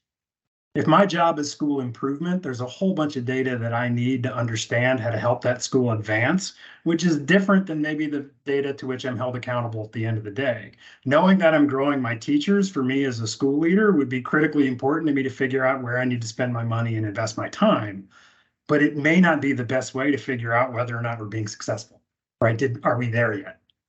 And so I think, generally speaking, there's been a trend in accountability mechanisms where they're trying to get the process indicators out of the report card. It's still critically important information. It's just critically important for improvement, not necessarily the best way to determine whether or not that school's had the impact we want it to have. And JC, just to echo your point, the scope of this conversation is what feeds the letter grade system. All of that data is publicly reported. So there's no form of subgroup performance that isn't going to be visible on the report card, whether it's any form of test performance, whether it's growth, all of that will be visible in the application, even if it isn't necessarily feeding the ultimate letter grade. It'll be there. Chairman Sapicki, did you want to jump back in? And then we'll go to Aaron. Just real quick is, and I want to be clear, is we are focusing on other right here, right now, correct? Yeah. Okay, so this is where it kind of gets complicated. Student growth, right? If you're in high school, you may have an opportunity, you may have an opportunity that you have students showing up in high school that could be multiple grade levels behind, where a level 3 growth or 4 or 5 would have a more major impact on getting that student that's further behind in school than when you get into the early grade band levels. That is all compressed even more. And so I think what the things that we've talked about is, how do the subgroups perform? Are we moving more kids? Are we closing the gaps in education?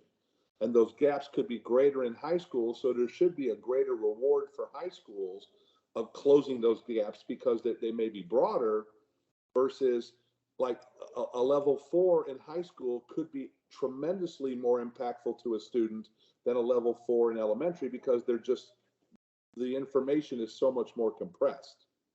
Does that make sense? And so looking at these others, the districts we may have to come up with different others for the different grade band, elementary, middle, and high school, that has a direct reflection. And the other thing is, the one thing we've talked about as members of the General Assembly is chronic absenteeism should be taken out of the mix altogether, because that's really something that the districts don't have a lot of control over, of kids that are bouncing in and out of school. Hey, why am I being penalized for I can't get parents to send their kids to school? We have laws in effect to make that happen. And so that's what when I'm listening to y'all, you're giving a lot of really good insight here. But the thing we wrestle with is, how do we close those subgroups up at the different grade band levels, which has different meaning?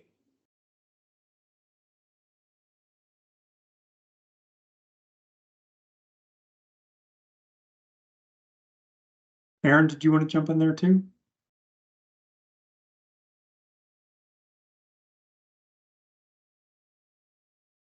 Sorry, I was having trouble finding my microphone. I agree with Representative Sapicki on Chairman Sapicki on the chronic absence measure. Actually, I think it matters a whole lot to try and have districts work on, but I do think there are some complications around having it within a system of accountability, just because of all of the external factors that go into it. I don't think we should lose sight of it somewhere. I'm not sure where and how. And I do what Chairman Sapicki said about there being other laws, et cetera, that are there makes sense. I think I'm struggling with two things.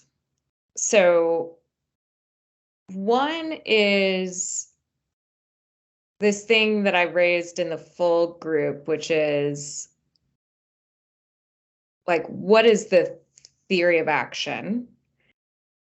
Because I've never known an accountability system that didn't have a, like, we're trying to get all schools to do X, Y, and Z, therefore we're going to pick X, Y, and Z. And then we're going to try and get people to move that way. But I think what I'm starting to finally understand here is that actually that's not the point of this system. We're not trying to motivate behaviors here. We're just trying to say to parents, here's what you should know about whether or not these schools are good.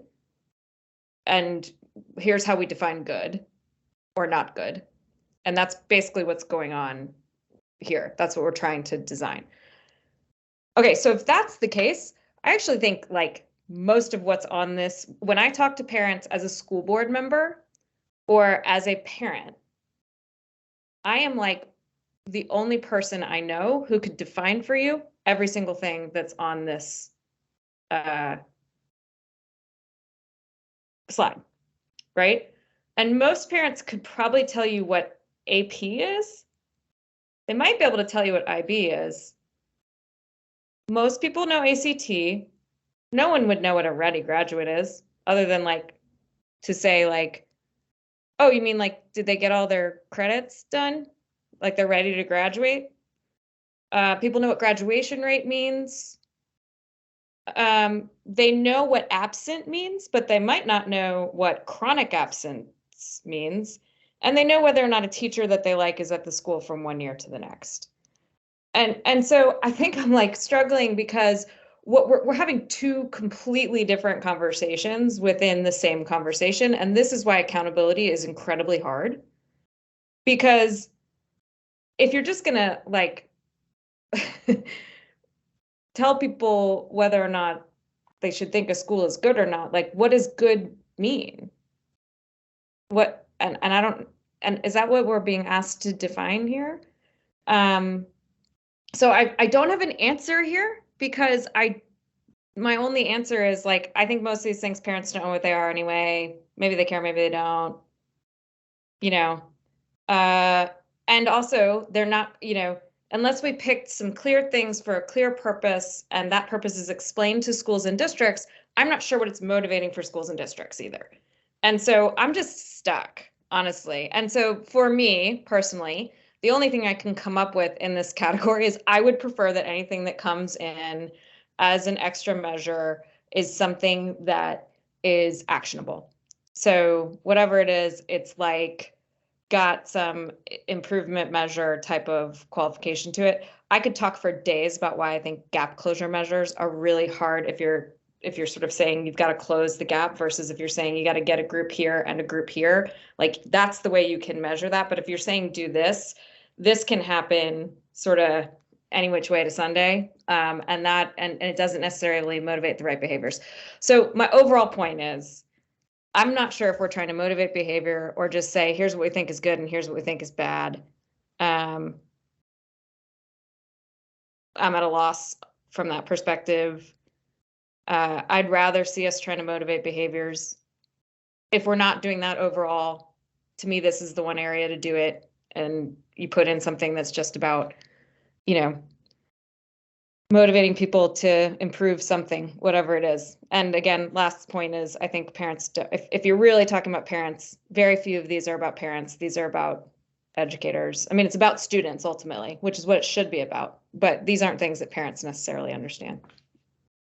Sorry, that was a big rant, but it's been sitting in here. So. No, by all means, get it out. I appreciate your comments very much as well. Jean, did you want to jump in too? Sure. And just a few things. I think I'm definitely going to chime in on the chronic absenteeism. I don't think that's a measure that should be added for multiple reasons. Obviously, we want kids at school and we're going to continue to work on that, but to have it as part of this, I don't think makes a lot of sense. And that's what I've heard from a lot of the other superintendents I've talked with.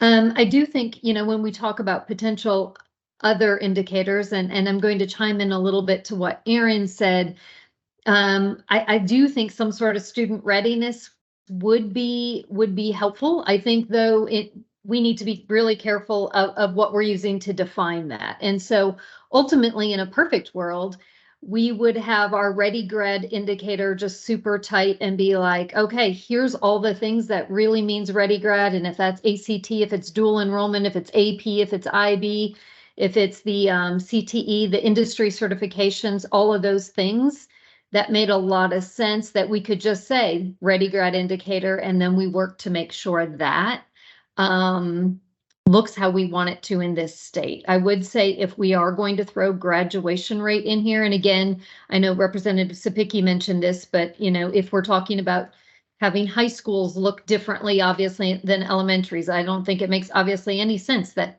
graduation rate or, you know, Ready Grad or any of that can, you know, on anything other than high schools. But if we did have it, making sure that it's definitely the Tennessee graduation rate, especially when we're talking now with all the differences that we have going on with students with disabilities and getting them to graduate versus federal. I just felt the need to throw that out there.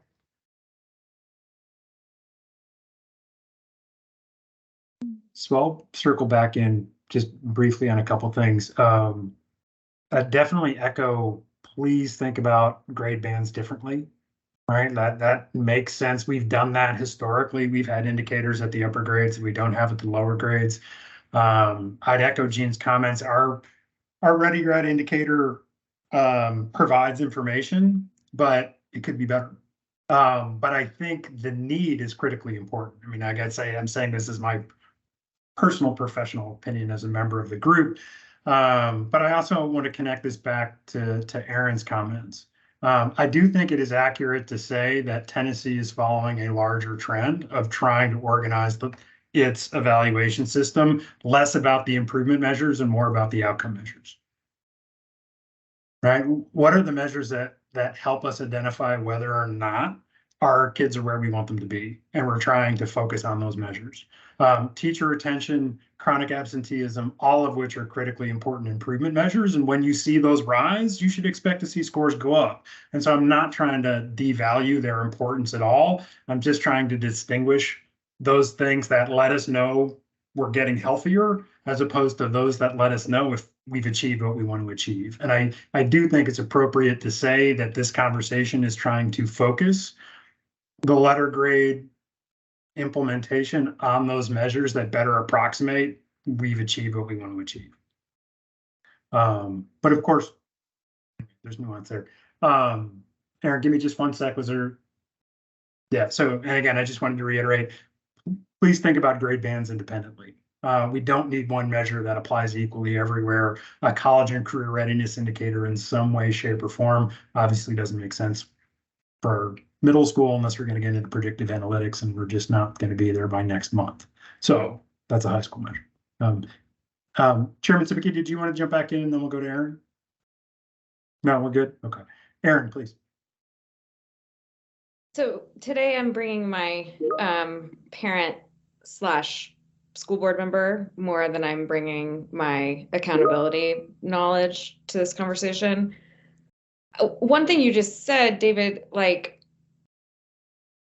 I think this is why I'm struggling with the, like, if the idea is just define good on whether on, you know, and I agree, grade bands, yep, that makes sense, right? Like, there's some things I just think are like basic, right? Yep, grade bands. Do whatever you do it in grade bands, because different things at different schools and different levels. But also, like, that is a thing for parents. What I want out of a school, and sometimes it's different for my 2 different kids, because my 2 kids are very different. And what I want out of a school for my son is different than what I want out of a school for my daughter. And so what qualifies as a parent in one of our listening sessions, and I saw this in some of the responses that people gave online and prompt to sort of the, like, you know, general feedback is like, what is good? What is great? Parents are like, does it have after school? Does it have good sports teams? Does it have a band program? Does it have a, like, and so I don't know. I struggle with the idea that, like, a parent will look at an A or an F and make some judgments about it that are or aren't what is intended if you don't explain what is intended and why. Sorry, that is, I'm stuck, so I apologize. Grade bands are good.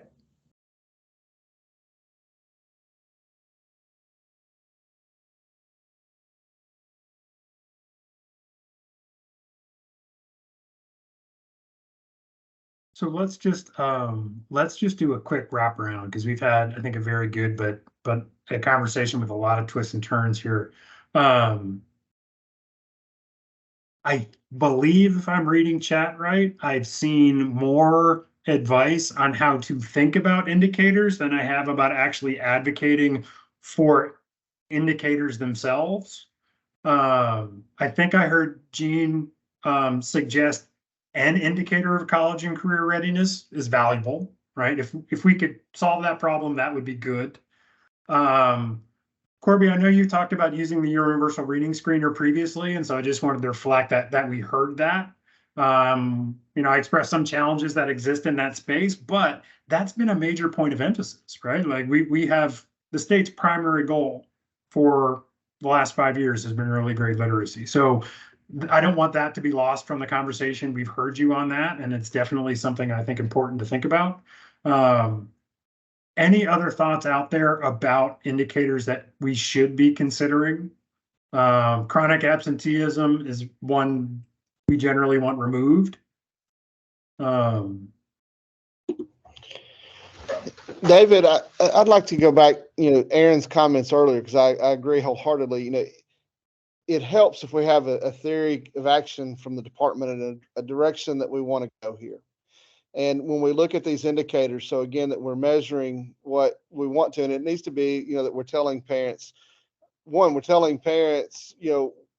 they need to know, if we're determining if school's good, bad, whatever. But from a school district side, we also need to know, it has to be all about our students and student focus. And are we seeing student improvements and student opportunities, student success? And we have to be able to use the data and the measures then to improve what we're offering, to improve our practice, to help our students at the end of the day.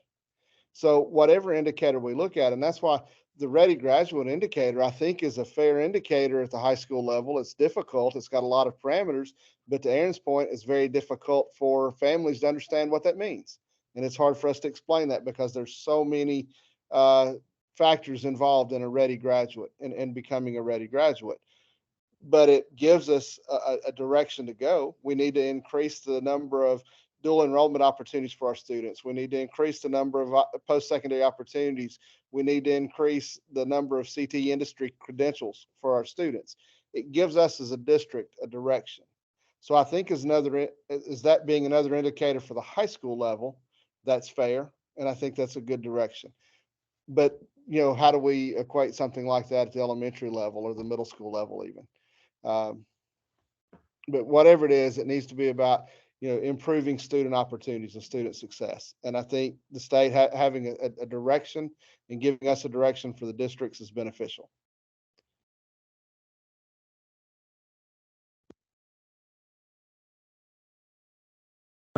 Chairman Spicky, I see your hand, and then Christy will come to you.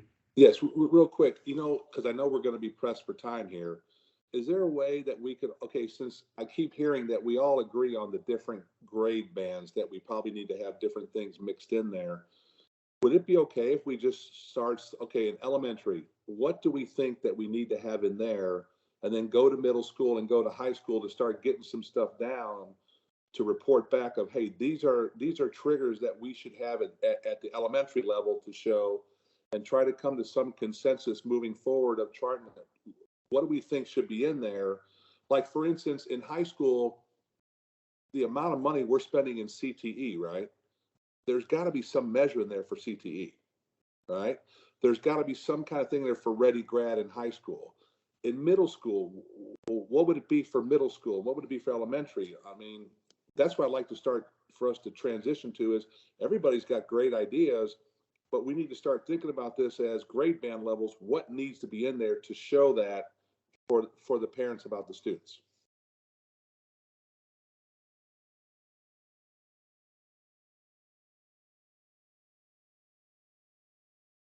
Christy, do you want to jump back in? And then I agree with Chairman Spicky. We'll start putting it down.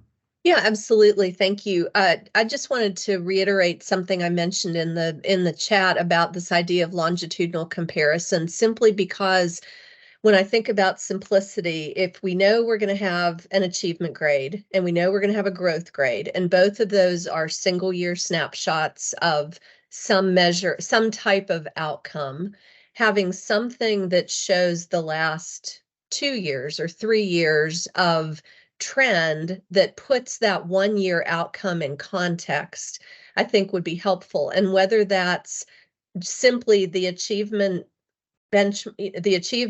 outcome over time, or if it's perhaps something that is grade band specific that reflects some of these other indicators. But I think something that gives families an idea of trajectory for a given school. And I think that could be encouraging to schools and educators.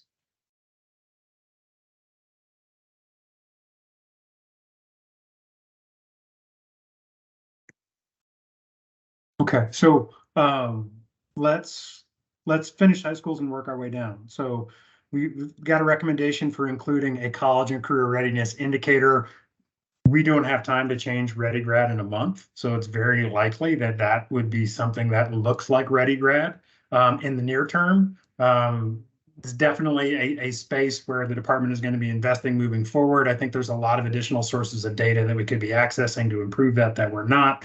So I'm optimistic that there's a lot of room to grow and improve in that space, but we've heard a call to keep that as it is now.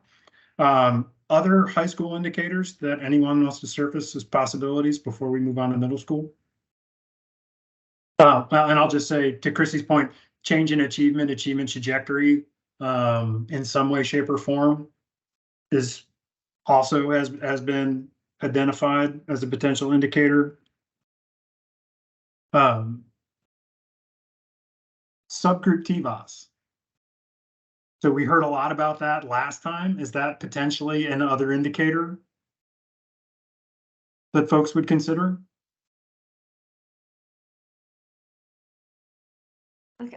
I'm just like, I guess I wonder like why that's not in the TVAS. If we're going to talk about TVAS, why is that not in the TVAS category? If we're going to talk about subgroup performance, why is that not in the achievement category? I'm stuck on some of those thoughts, like, and this, you know. Yeah, there's a fork in the road, Aaron, and there's a lot of paths that we could go. I think I'm less interested in subgroup TVAS here, but I might be the only one.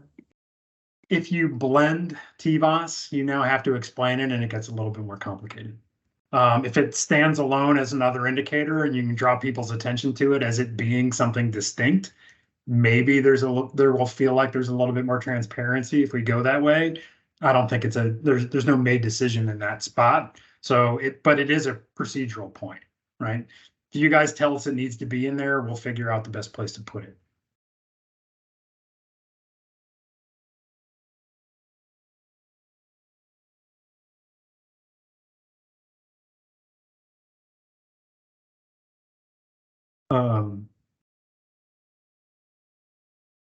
So we have 3 high school suggestions: ReadyGrad, a look at achievement over time. For looking at achievement over time, any other additional thoughts or comments to clarify what that means? That could go a whole bunch of different ways potentially. Yeah, I mean, if that's ACT over time, if it's graduation rate over time, I mean, I'm not advocating for one or the other. I'm completely open. I just think the idea of selecting something and showing trajectory would be helpful. Okay. Margaret, you wanted to jump in there too? Yeah, I just want a clarification. Second grade teacher. I know I've had a couple kids graduate high school. I got one getting ready to go there.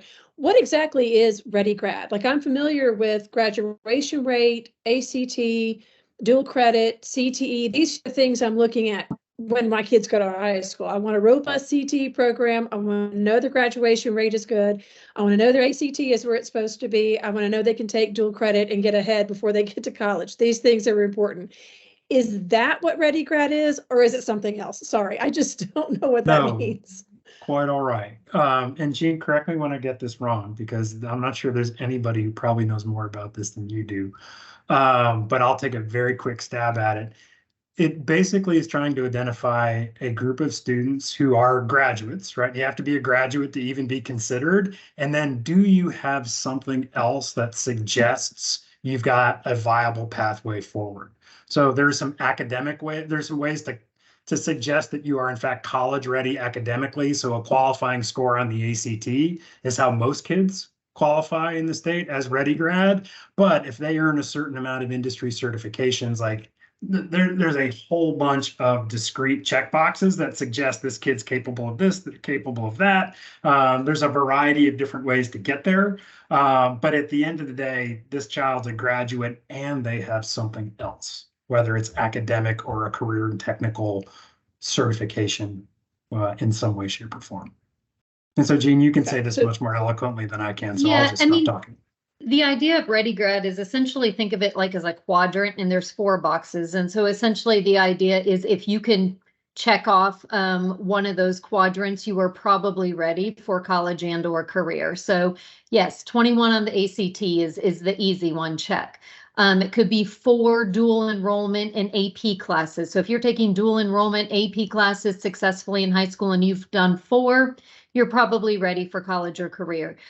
Industry certifications, as mentioned. So, a lot of focus on CTE. So and you can do some combinations. So let's say I got a 31 on the ASVAB, so I'm military ready. Plus I have 2 industry credentials. I went ahead and got, HVAC because I want to do whatever MOS in the military.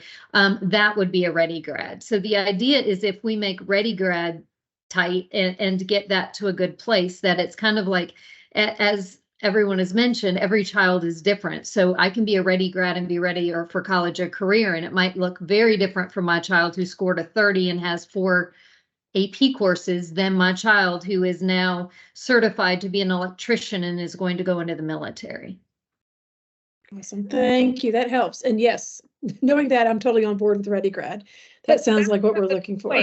Thank you. That's the point I was making before, which is Margaret is an educator, right? Jean, who is also an educator and has been an educator forever, and her team created this indicator because it was going to motivate the right behaviors at schools according to what we want schools to do. We don't want them just to be focused on kids who are going directly to a 4-year college. We also want them to be focused on industry certification. We also want them to be focused on all these things, right? So the department came up with this smart indicator that parents aren't going to understand off the bat, but the terminology is good enough that people Margaret was able to say, does that mean these 5 things? Because Margaret knows what she's talking about, right? And so, I don't know, I want us to have more of that kind of work behind this so that people know what it means and what we mean by, right? And so for me, because now let me end with a point that is relevant to the conversation and not just me continuing to beat this drum. In early grades, I think that's improvement in ELA and math in the indicators we have. I think it's improvement, it's growth over time.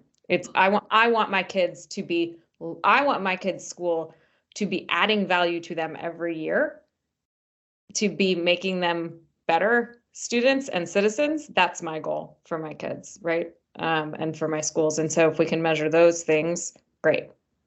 But it's about improvement over time. It's not about my kid came in at this level and they're still at that level. That's not good enough for me as a parent. Chairman Sapicki, please. So question for Jean is, if we chose Ready Grad as the only other in high school, knowing that we have urban, suburban, and rural districts, that would still cover all those districts as being able to show that, correct? In my opinion, correct, because you could still have all those different pathways. Again, it's a quadrant, so it's 4 different ways that you could become a ready grad. And with the money we've invested the General Assembly, it all flows in line with all those, correct? Absolutely. So the industry credentials with, let's say, the 500 million invested in the high school model or the innovative school model, that covers not only your CTE and your industry certifications, but it also covers your AP and your dual enrollment and what you've invested there as far as those 4 free classes. Okay, thank you. I mean, that'd be the suggestion I would have, is for that other category, for that grade band, you just would use the Ready Grad. I think that checks all our boxes for high school. So it does check a lot of boxes for high schools, and it's why I like the indicator for high schools. It is difficult to explain, and it's taken time to explain that to families and even our high schools. And it's a very difficult indicator to move. So we're in a district that's pretty rich in resources at the high school level. We have a vast array of AP classes, dual enrollment. We have IB at one of our high schools. We have a thriving CTU program. It is still a difficult indicator to move. So to Aaron's point again, it's a theory. It gives us an action step. So it's a direction from the department. If this is an indicator, it puts more focus. So it helps us drive the point. This is an important indicator, and it checks a lot of boxes, and it's a direction for us to work as a district. So I do like that. One more thing while we're looking at other indicators, I do think it's important that we think about band, arts.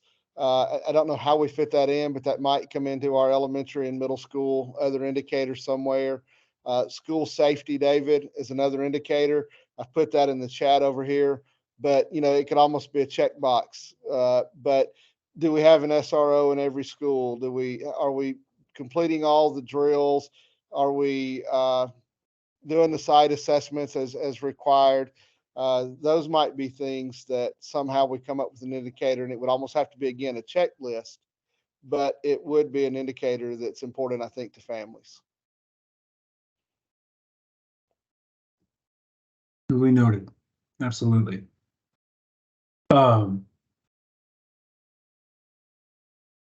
Thinking about, let's just shift on to middle schools. We've got about 15 minutes until we pull back together.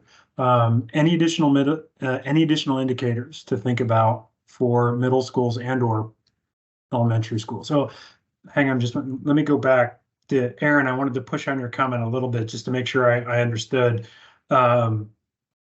Moving every kid every year in ELA and math in elementary school.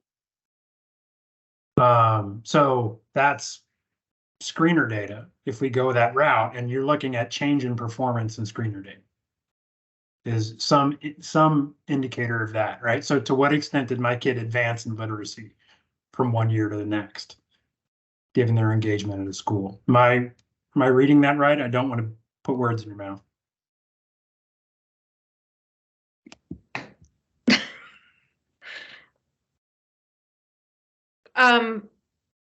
I guess so, but no, because I don't think using screener data within an accountability system makes sense, because screener data is not meant to be used for accountability. Screener data is meant to be used for improving students. We have tests that are required to be used in a federal accountability system, therefore they are accountability tests. Those should be used for accountability purposes. Other things should not. That is my opinion.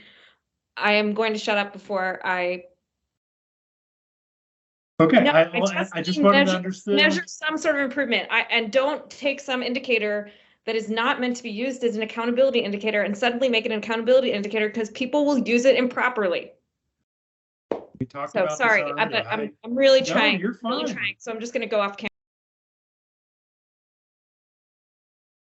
camera. No, I appreciate it. We've chatted about that already. I just wanted to make sure I understood what you were suggesting. So it's growth. I think we should use indicators that we are already trying to use for federal accountability purposes within any accountability system. I would not add things outside of that unless they are part of trying to create some sort of system of improvement that has a theory of action behind it. And if we know for certain that it's not going to cause people to make poor decisions on behalf of children. Okay. So Aaron is not advocating for screener data. Understood. Chairman Spicky, please. So if we're talking about elementary school here now, what it makes sense is, because we already have the proficiency part, we already have the growth part, to try to put something in there showing one of the things that we were very impressed with at the state level in third grade was the shrinking of the below category of the students from the end of the year to summer school, right? That is real movement, right? That's real measurable movement. Is there a way for us to look at elementary is, if you're shrinking that group year over year of the below category, that not only shows the improvement of the grade level before, but the improvement of the grade level ahead of it, right? Are you following me there? But that's something we already measure that we can look at to say, hey, here's a number outside of the whole that shows a district's improvement by the shrinking of those below categories, or maybe the shrinking of the subgroup performance of those that are behind and moving it forward. So that, am I making sense there? Am I making sense? Is that information relevant outside of proficiency and growth that a district could use to show, hey, we may not be the greatest in proficiency right now, or we may not be the greatest in growth, but we're moving our subgroups and we're moving our below categories to numbers that are showing the improvement, especially in elementary, right? Setting them up for middle school.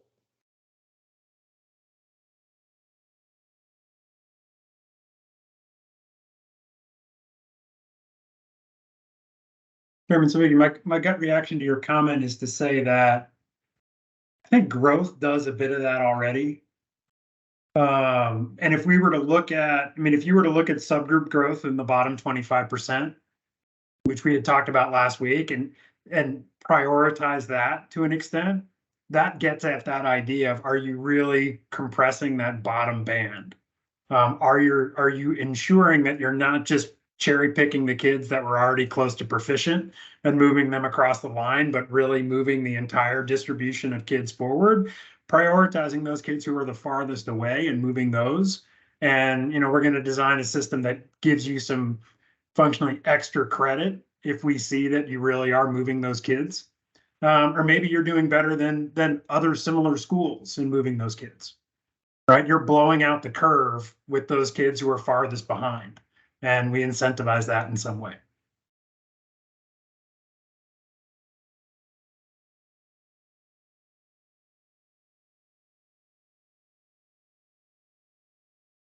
I think part of me just, we kind of keep coming back to, thinking of other indicators when we're talking about elementary and middle school, but we also come back to the fact that if we can just get the achievement and growth in EL and AM math and really focus in some of those, that essentially that's the foundation.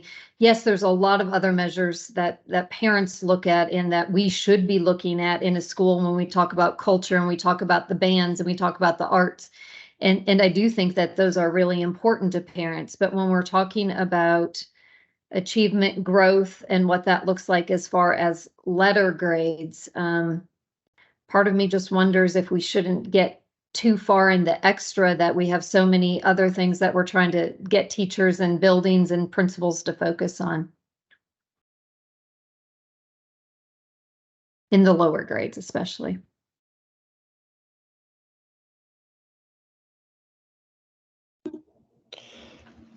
And I don't disagree with Gene at all. I know those are all important. And when I say that, I'm just thinking, what is the requirement here, David, I guess, when we talk about other indicators? Because I do think our focus, we start with ELA and math, and the tighter we can keep that focus, I think that's best for us as a district, as educators, is let's put our focus there, but also hear that we need these other indicators. And all of those things are important to parents, and they're all important to the community. But when you talk about accountability, then what are we ultimately going to be held accountable for? So that's my question. I agree with indicators we're putting at the high school. I think that's important because that's the final step before kids move out on their own. Do we have to have other indicators at elementary, or do we keep the focus at achievement and growth?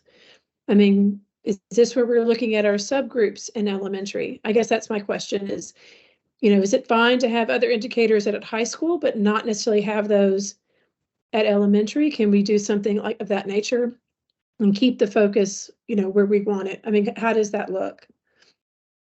I'm not aware of any preconceived notions in that regard, that we can't do that or have to do that in any way. That I haven't heard that. I think if we went in that direction, I would feel really strongly that in its current format, just having something that is straight proficiency and then something that is TVOS growth does not show you in a complete picture whether or not you're seeing improvement at a school. And that would be my concern there. But I don't think you're wrong either. Well, and we did get Chrissy's recommendation about some kind of trajectory indicator as well, right? So there's some sort of longitudinal change in achievement longitudinally as a recommendation that we've heard as well. I would just also flag, though, that I also felt like we heard somewhat strongly, science and social studies need to be worked in. ELA and math are weighted more heavily, but science and social studies are, and nobody's disputing that point, right? We're still generally on board that weighted, ELA and math weighted more heavily, but including science and social studies is the right way forward. Yeah. And I like the idea at elementary of possibly looking at subgroup performance. I like the idea of looking at that lowest performing group and are they growing? I think that's important. And the longitudinal comparison, I liked that as well, that Chrissy brought up. I guess one other, sorry, well, like, then, I mean, not because I'm just like an agitator in the sense, but what information then am I getting out of the system that I couldn't just get off the report card by looking at it? If it has achievement levels and TVAS. Or for that matter, off of the Great Schools website, which I think is not good. Sorry. Well, people are going to take that overall letter grade and put it everywhere. Right? Like it's going to show up in a lot of different places. And what is it going to tell them? I'm not going to have time to answer the question. Two fundamental pieces, right? What was the impact of the school and what is the school producing? And it's the amalgamation of the two, absolute performance and growth, if that is ultimately what it ends up being. But it's going to tell them that at a level that has nothing to do with where their school started. And where not if growth is a component, and we don't know how to reconcile the two, so we don't know how strongly weighted one piece is going to be versus the other, and that's our conversation Friday.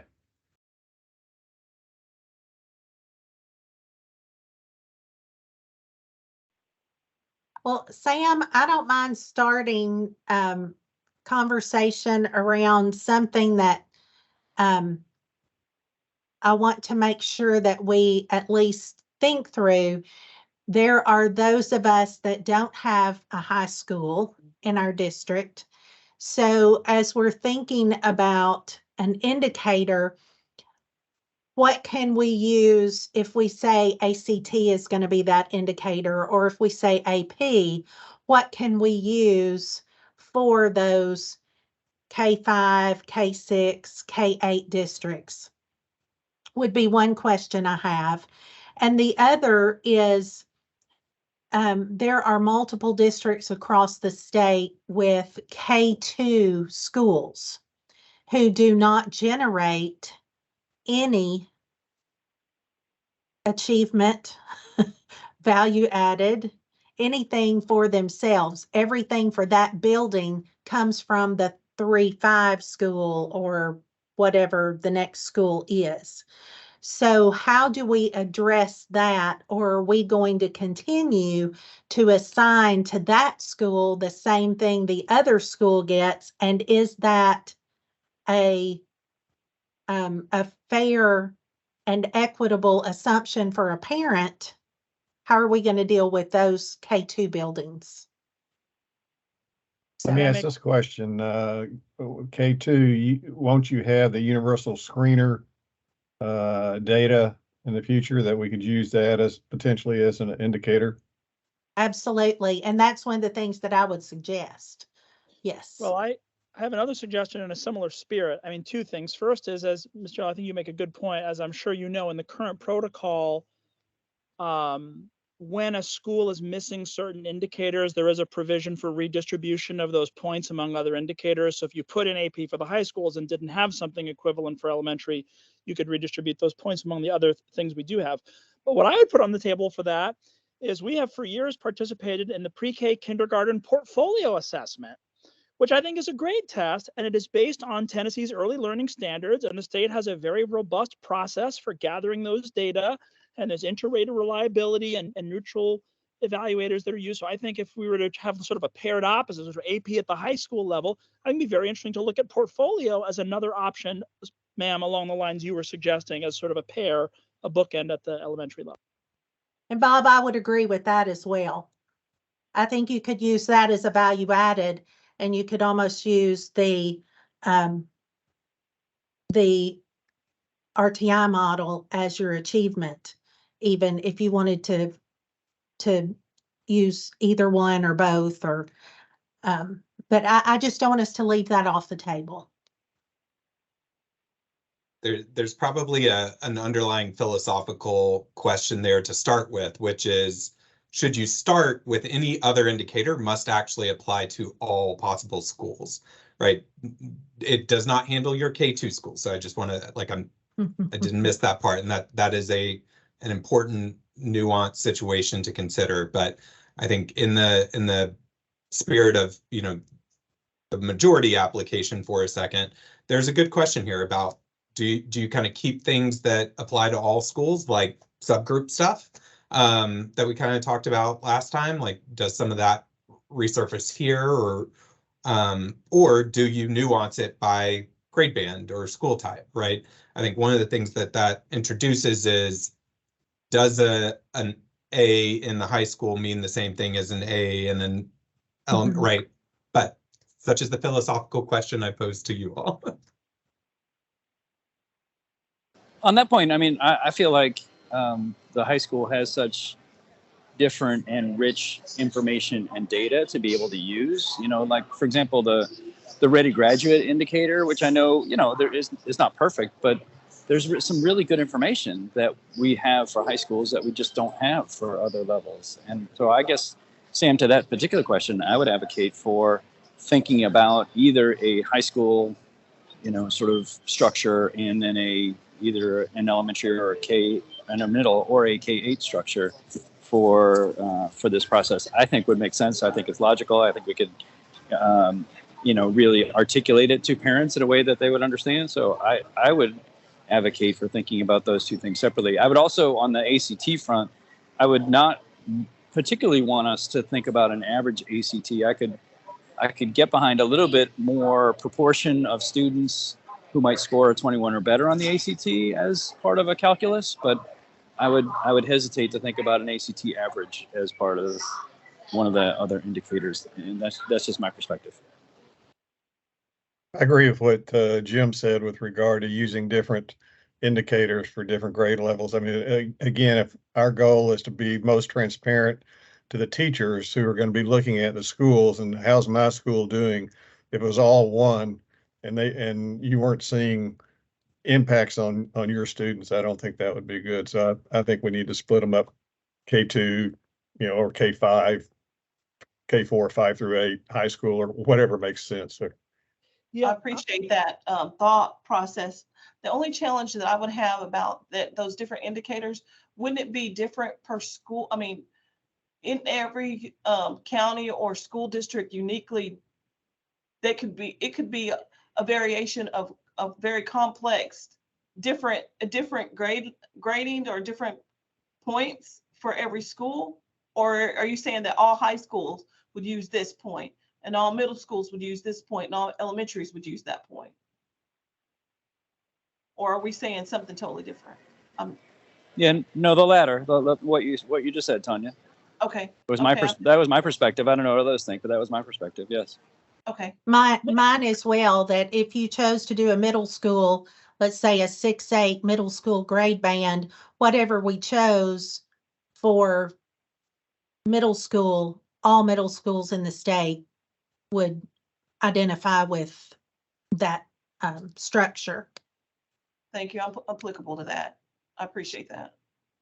Something that, Sam, there hasn't been much discussion of in this process yet from what I've gleaned, although maybe I've tuned it out a little bit, but prior to the last 10 years when I've been all elementary, I did previously work in middle school and high school, and the high school graduation where is that something on the table to talk about here? I mean, it just seems to me that's such a fundamentally important, critical data point that high school people live and breathe by. I understand over the years, there's debates on how to define that, and there's sort of a shift more towards, wanting to look at student outcomes in terms of ACT and so forth. But I don't feel the most qualified to discuss this because I've been out of this, but it would be hard for me to imagine a solution that didn't involve some kind of high school completion or post-secondary readiness measure, right? Agree. Maybe that's a good way to kind of frame up the conversation. It seems like everyone sort of at least shared a little bit leaning towards this differentiate by school band type. So maybe you guys can lead through the discussion by talking about what measures seem important for high school. What would you then propose for middle school? What would you then propose for elementary? And then Norma, to your initial point, that breakout nuance of the K-2 school in there too. Yeah, I don't want to leave the middle schools out, but it seems to me, Sam, that in some respects, you know, we've got 4 tests in middle school that most of the students take. So in some ways, from a testing data standpoint, the middle schools actually have the most representative testing sample. It's the high schoolers where you start to, on the one hand, shear off into different kinds of tests that are not captured under TCAP on the one hand, and elementary schools where half of your kids or more aren't taking TCAP. And so it's less than half of your kids that are determining the outcome for your whole school. So I certainly don't, if I'm missing a critical point, I think the middle school people should speak up, but it seems to me the way to solve for this is maybe there's some, 10% component or something that is either something on the high school graduation and or, ACT front on the one hand, and then, maybe something on the portfolio, or other front on the elementary. I mean, I do think that the universal screener thing should be in the mix, but it needs to be talked about a little bit more, because with portfolio, you have defined data collection points in the fall and in the spring, and there's a specific analysis of growth, whereas universal screener, that's not exactly what it's designed for. And so I do think we want to be careful about using what is meant to be a diagnostic for evaluatory purposes. Like we already have a lot of high stakes tests. And so the universal screening data, it's true, it does capture more grade levels, but then we're really not using something for what it's designed for. So that's why I think portfolio would be a better alternative to suggest there. Can you explain that portfolio one more time? I missed it when you. Yeah, so in brief, Tennessee has early learning standards, right? Just like we have academic standards for every single grade. And every year the state defines certain early learning standards that will be measured at the pre-K level for state-funded VPK programs, but also at the kindergarten level. And the state has a data platform that's used to capture this. Every student in the class has to do this, but the teacher uses what's called purposeful sampling, where you have students from high, medium, and low, in effect, sort of performance levels in your class, for whom you formally submit multiple data collections, and you use that to sort of measure student growth on the standards that the state has chosen each year. It's submitted to this portal, and then another teacher in the state has to go in and look at your work and see if they agree with the rating. And if the difference is too large, then a third rater is used to determine which is the correct student growth rating. So that essentially produces, Mr. Chairman, a value added score for the teacher of pre-K and kindergarten, similar to what we have for TCAP graded teachers doing TVOS. Ms. Gerald, I think that's a brilliant idea. It could be used for first grade as well. I would completely agree with that. So I have a question. Is kindergarten compulsory in Tennessee? Yes. You have to go to kindergarten to go to first grade. So could there be any perverse incentives though? Is it an age restricted requirement? Like by the time you're 5, you have to be in kindergarten, or 6, or you just have to have kindergarten before you go to first grade? I just don't want to see any type of perverse incentive where kids are being suggested not to enroll until the next year or the following year because it's going to be used for accountability. It's required. It's a state law that students enroll by September 15. Is that it? 5 years old. They have to be 5 by September 15, I believe. We don't have any trouble getting kids in because parents want their children there. They're out of daycare at that point. We have a harder time keeping children out who aren't old enough to come. Hey everybody, my name is Tyler Salyer. It's my first time to join you all, so it's good to be part of the group. I'm a principal at West Collierville Middle School, so middle school down in right outside of Memphis.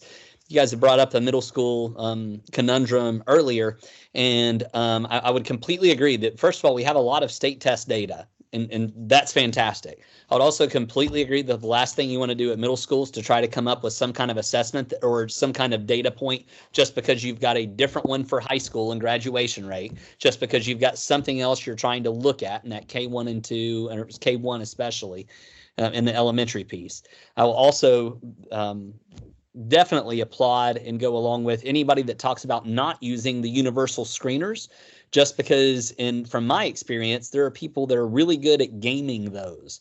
So if you're going to look at those from any standpoint, as far as from a state level, it's difficult because it doesn't have the test security. It doesn't have the restrictions that we see around a TN Ready TCAP assessment that's given. I do like Mr. Nardo, what you're saying about the portfolio piece. My question is just who adopts it and how many are using that right now? Because if we are requiring that now to be used in K and 1 in order to produce that data piece, and I'm not saying that we should not.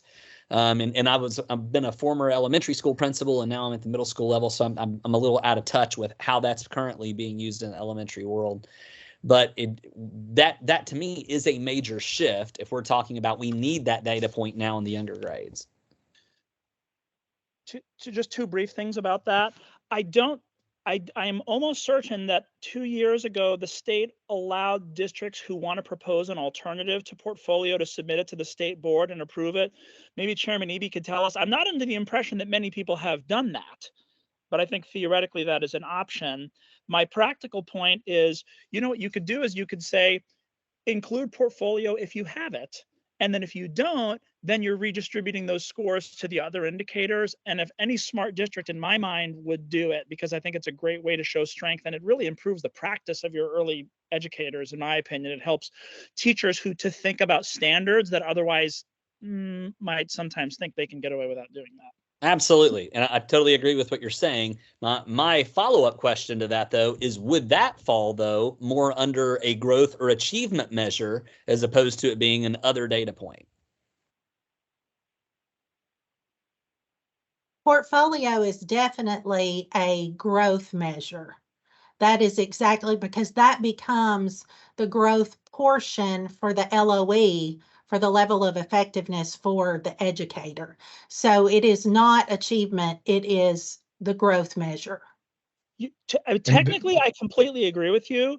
I think here's reason I was bringing it up in this context. I mean, A, it was in response to your point about the high schools, but B, and again, Sam, I don't know if you feel like you can speak to this on behalf of the commissioner, but my sense is she has said over and over again that she wants this to be sort of like clean and simple. And so if that, so the other thing I wanted to bring up in this context is the subgroup issue, which I know Christy and our subgroups or other measures, right, of performance of at-risk students, right, gap closure, something under these headings.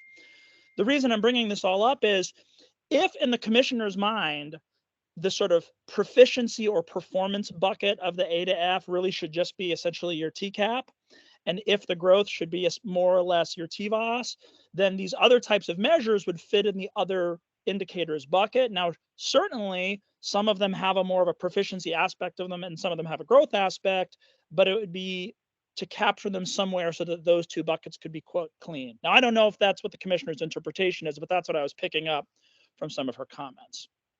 I like the concept to consider gap closure and want us to talk about that in a minute, but let me go back to the portfolio. Did I hear you say, though, that that's a sample of the pre-K and K? It's not done by all students. Is that correct? The teacher gathers the data for every student, but the official state level of effectiveness indicator is based on what is called purposeful sampling. That is true. And it statistically, the sample is supposed to be representative. I mean, going back to the question on gaming, is that something that could be gamed? The teacher does not choose the sample. The sample is chosen by those people who are reading the work, the portfolio. So the teacher cannot choose their sample. They submit all of their scores or all of their students. Yeah, so I think the protection against the gaming, Mr. Chairman, is the fact that every sample has to be rated by one or two other educators, depending on how big the split is between the raters. Okay. I think if they both give it a 4, then it's a 4. But if one gives it a 1 and one gives a 5, they bring in someone else to figure out who's way off. Thanks. And I'm comfortable with the portfolio. I like the process. I think it is a good one and does help to really define growth. But I want to go back. To Tyler's point of I don't want us to feel like we have to, if just because we're adding indicators at the high school level because we have really rich data there with really valuable and reliable indicators at the high school level. I don't want us to feel like we have to add them necessarily at the middle school or the elementary level either. I do think that's from my perspective that it can still be very simple and clear and be able to be articulated to parents, even if there's additional indicators at the high school level and there's not at the middle or elementary level. I can concur with that. Could you do something at the middle school level like gap closure though as a indicator, or would you have to do that at all grades? That's a good question. I think a good one for us to talk about. And I agree with you. We've had some conversation about subgroup growth. We've had some conversation about lowest 25% growth. I mean, I want to make sure some of that is in somewhere, some sort of indicator of how our subgroups are doing and where achievement gaps are being closed. I would also add, I don't know where it fits, but I also would love for us to think about, are there indicators over time to look at as well? So are there longitudinal indicators or cohort, proficiency gain indicators for us to build in as well? Because I think in some of this, directionality matters, not just where you are at this moment in time. And that might be something to think about and consider as well. I believe with gap closure, it would be very easy to get that in grades 3-8 from the data that we already have. But I don't know how we would get that in K2. There's just not, without using a universal screener, because there's not data there for us to utilize. But in 3-8, certainly we've got what it would take to see if gaps were closed with subgroups or if gaps were closed over time longitudinally, even with cohorts with groups. Right, Norma, can I ask you about that? So for K, I know you made the point about schools that only have K2, but for a traditional K5 school, which is most of what we have in Tennessee, how important is it to make sure we have indicators in K2 from your perspective versus using the data that we've traditionally used that comes from 3 through 5? Well, there's been such a prize, for lack of a better word, that's been put on third grade data around from our legislators because of third grade retention and fourth grade retention. K2 is helping to get those results, but yet there's nothing to give a K2 school or teacher or parent back down. Here's what's being put into third grade achievement or third grade value added or third grade. We just don't have any data because students aren't testing. Now we give the second grade test in our district, but it is optional, which I fully concur with, that it should be optional for districts to do, but we just don't have any data for that K1 and 2, whether it's for the building, whether it's for the teacher, whether it's for the parent. Are we providing what we need to get those students ready for the third grade TN Ready test, third, fourth, and fifth grade? I'm great with what we have in third, fourth, and fifth. I just wish there was something that we had as a state, because we're putting such emphasis on grade 3 and students being ready by grade 3. How can we help our teachers, our parents, our schools in K1 and 2 know what they're doing to affect third grade? And you're I don't saying have an that answer. you don't trust the universal screeners enough for that to be that data. Is that what I'm hearing? Well, it's not intended for that. It's not really, even now that we, like, if I taught first grade reading, I cannot give the universal screener to my first graders. Another teacher who doesn't teach them has to do that. So that does help a little bit, but even with that, it's just not, It's not designed for that. It's not designed for that. It's designed for me as a teacher to say, this child does not have a grasp of phonemic awareness. This child does not have a grasp of phonics. This child does not have a grasp of vocabulary. It's not designed to be used as a measure on that child. It's more about what are they missing so I can fill in that gap. Whereas portfolio, again, just for those who don't interact with it as much, different standards are chosen in kind of letters and numbers each year and over time to make sure that you have a reasonably appropriate balance. So again, I think just in the spirit of transparency, portfolio is not nearly as statistically comprehensive as something like TCAP is, or 10 Ready, where there's many questions on each standard, right? So that you have the level of statistical validity, you know what I mean? To say at the standard level, here's what this mastery was, right? So you can't give a student a report the way that you get a 10 Ready report that says, wow, we can say with a great deal of confidence that your number sense is this, and your geometry is this, and your vocabulary is this, because we have a whole bunch of questions on each standard.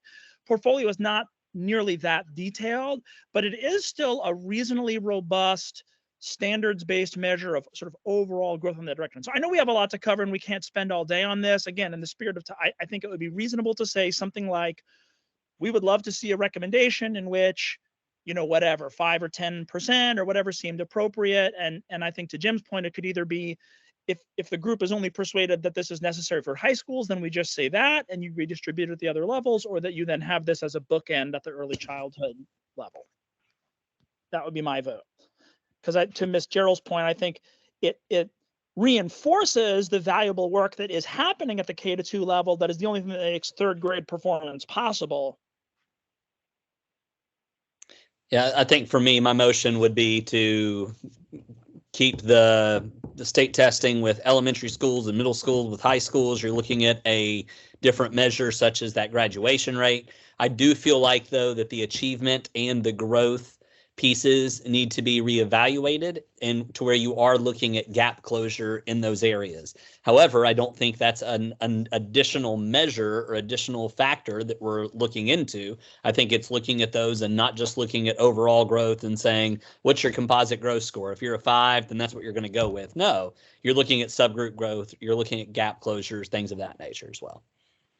Can I just ask, when you're talking about gap closure, what do you see as how that would be calculated? Because gap closure is always a really big challenge to calculate and get right.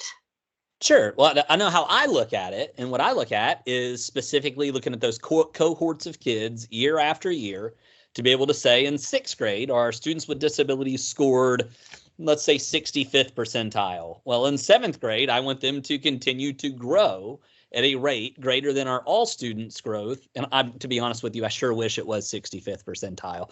I don't want to over-evaluate where we are, but just go with me on this. So we're at that point, and then all of a sudden, the all students are growing 3%. I would love to see them grow at the rate of 6%, 8%. So I'm looking to see, are those gaps closing over time, or are they widening, or are they staying the same? And that's just my interpretation. So what happens if your comparison group goes down, but your other group goes down less? And I guess that's what I'm looking at, is the incentives for gap closure can get really weird. Is a school might not make any improvement with the students with disabilities group that year, but the non-disability student group went down by 1%. The gap closed, but that's not a sign of the effectiveness of the school. It's basically failed all kids in that school. So I guess I'm really curious as how we're trying to espouse the gap closure. I'm not a huge fan of gap closure measures because there are like 6 different ways to close gaps and only one of them is a good way. And it also sets up some interesting dynamics about schools that might have larger gaps, but the underrepresented group that you're holding for comparison for gap closure is performing way better than any other group in the state. And so it's hard.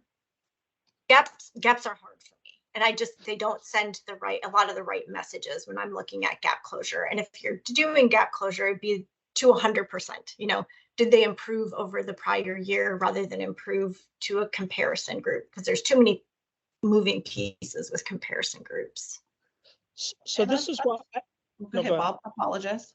No, I was just going to say, statistically, I think you're raising a lot of valid points about the multiple variables. And so I think, to me, I think that, but I strongly believe that gap closure is a critical part of what closing opportunity gaps is really what we're sort of in spirit about. And you're raising up, but I think very important practical obstacles. And so a way I would suggest we could consider it is through, forgive the expression, just work with me here, bonus points, right, for subgroup TVAS. Just bear with me for a minute.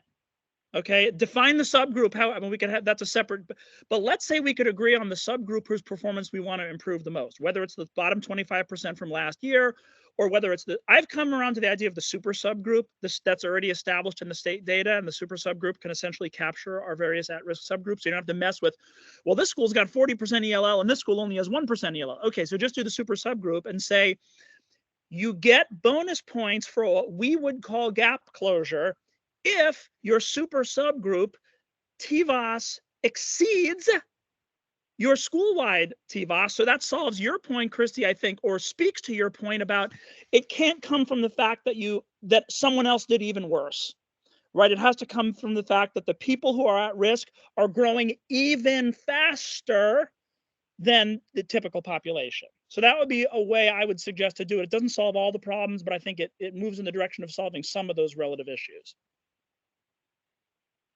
Even with TVAS, that's all relative too. So your closure this year compared to last year might be less or more. And yes, with all students, you're still including all of those from your super subgroup, which might be comprised a majority of your total subgroups. So you might get weird calculations in that way too. Yes, but no one would be counted. All that you would do is it would be no more double counting than the bottom 25% option, because you would say everyone is counted once in your school wide, and then your most at-risk students are given an extra emphasis, one time per student through the super subgroup.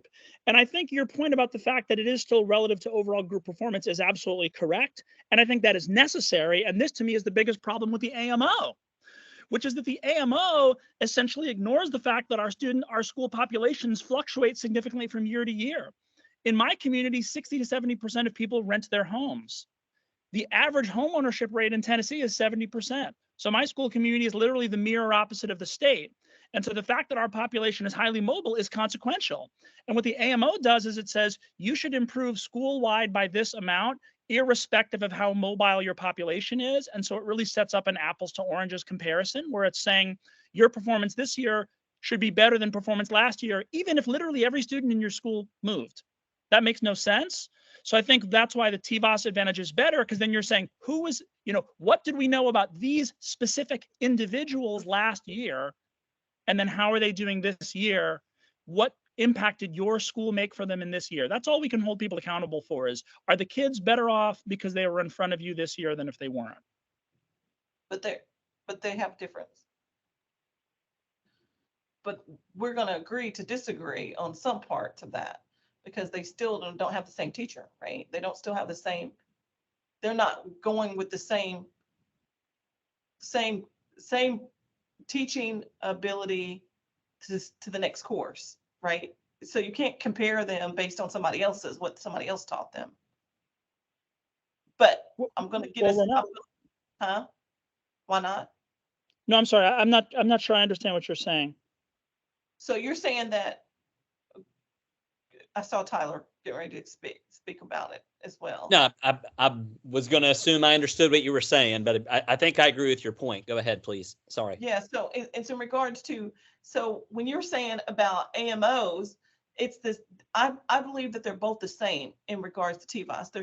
There's some subjectivity about it in regards to, because it's not the same teacher teaching that same group of kids as they move up to the next grade.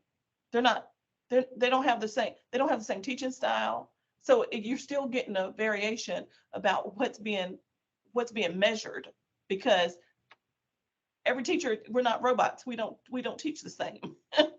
We don't. Right, but I think that was my point about having some sort of cohort measure. I sort of agree of, let's look at how, because we look at how this year's fourth graders are doing versus last year's fourth graders. We should also be looking at how this year's fourth year graders are doing versus those same kids when they were third graders last year. And I think there's some value in that. And Tanya, I agree with you around they'll have different teachers, but we're talking about a school grade here, not an individual teacher grade, right? So I think there's some value in thinking about that. And we need to be careful about that, because I've heard that a couple of times about use of teacher language when we were talking about other indicators. But getting us back on track about these other indicators. So do we have a consensus about what we've decided we're going to use in? Because I've heard like 2 or 3 things like going on and circling around. I see a lot of head nod like. Yes. I mean, I think a majority of the people in the group seem to share a desire to have some kind of a gap closure measure, though not everyone does. But we have a couple different ideas about what the gap closure measure should be. So I was trying to put forth another suggestion for what that could look like. The last reason I'll give for it is TVOS is more sensitive to changes. With TCAP, there's only 2 options. You're either below the 70th percentile and you're not proficient, or you're above it and you are. That is it. It's binary. And so 70% of people can have a huge amount of change and it's not picked up. So again, this is the problem with the AMO. The AMO is only picking up changes in performance that involve going above or below that proficiency threshold, and it is not picking up the huge amount of change that's happening below it, or even decline that's happening above it. That being said, if someone has a better gap closure proposal that we could try to convince Christy with, or each other, or if Christy has an alternative, it seems like that's what we need to work on now. So that was, and that's what we talked about during achievement, and when we were talking about growth as well, is that we talked about the lowest 25%, right? About this other indicators. I see a lot of head nodding that yes, we were talking about that. So we have a common consensus about the lowest 25% as being one of the something that Bob's going, nah, I don't think so. I've been thinking about it a lot, and if people want to discuss it, I think it should be discussed. I was originally enthusiastic about it as an alternative, but I've developed some second thoughts as I've reflected on some TVOS data over the last week. But let's discuss it unless someone has another proposal on how to do the gap closure measure. I thought that was what we were talking about in regards to achievement and in regards to growth. That's what we've discussed these last 2 meetings that we've had about. It would be advantageous of us to actually use the lowest 25%, because everybody's going to have the lowest 25%, right? And then. Is that not what he showed us today in the graphs, was the lowest 25%? Yes. So we saw there that the 3 is gonna, because of the lack of numbers, that we're gonna see a different pattern than the W pattern that we normally see. We are, which I was comfortable with, though. I mean, I think someone said, I don't know, Bob said, that does show some differentiation. That does actually mean something. If you are at a 4 or 5 with those subgroups, or if you're at 1 or 2 with those subgroups, then that really is pretty meaningful, and we do have a high level of confidence that that's correct. So I didn't mind those distributions for the subgroups. I thought that actually played into what we were trying to get to in terms of differentiation for some of those subgroups. I was comfortable with that. I was comfortable with those distributions too, because just because they didn't move out of a 3 doesn't mean that they weren't accurately classified as being a 3 as well. So I think that distribution looked more normal or reasonable to me, for all the student groups that they're showing. So that was not a deterrent for me. Well, then it perfectly aligned too is when they said when we're trying to give a letter grade, right? That you can, but also he also said that we could possibly move it over, but we would be cautious of doing that, of moving that middle of being the 3 for the A, B, C, F, or whatever the middle of the state is being, that it could cause us challenges because it's not going to be clear and transparent for families and or educators are trying to see what's going on with testing. But in the overall letter grade, it's only going to count 10% or 15 or 20% or something like that, right? I mean, if you have achievement as 40 or 50 and growth is 30 or 40 or something, then that other indicator is only going to be 10%. So, you know, what you're showing there is, yes, it really measures the people who are doing the 4s and 5s. I mean, you got 35% of them are up in the 4s and 5s. So I don't know, it seemed like it made a lot of sense to me. Well, remember, we had the 80-10-10. So yes, you are at this. So even less. Yeah, right. I did have a question about Representative Sapicki's comment about an A for achievement not being the same as an A for value added. That confused me a little bit, but I missed the achievement day, so y'all may tell me to go back and watch the achievement day.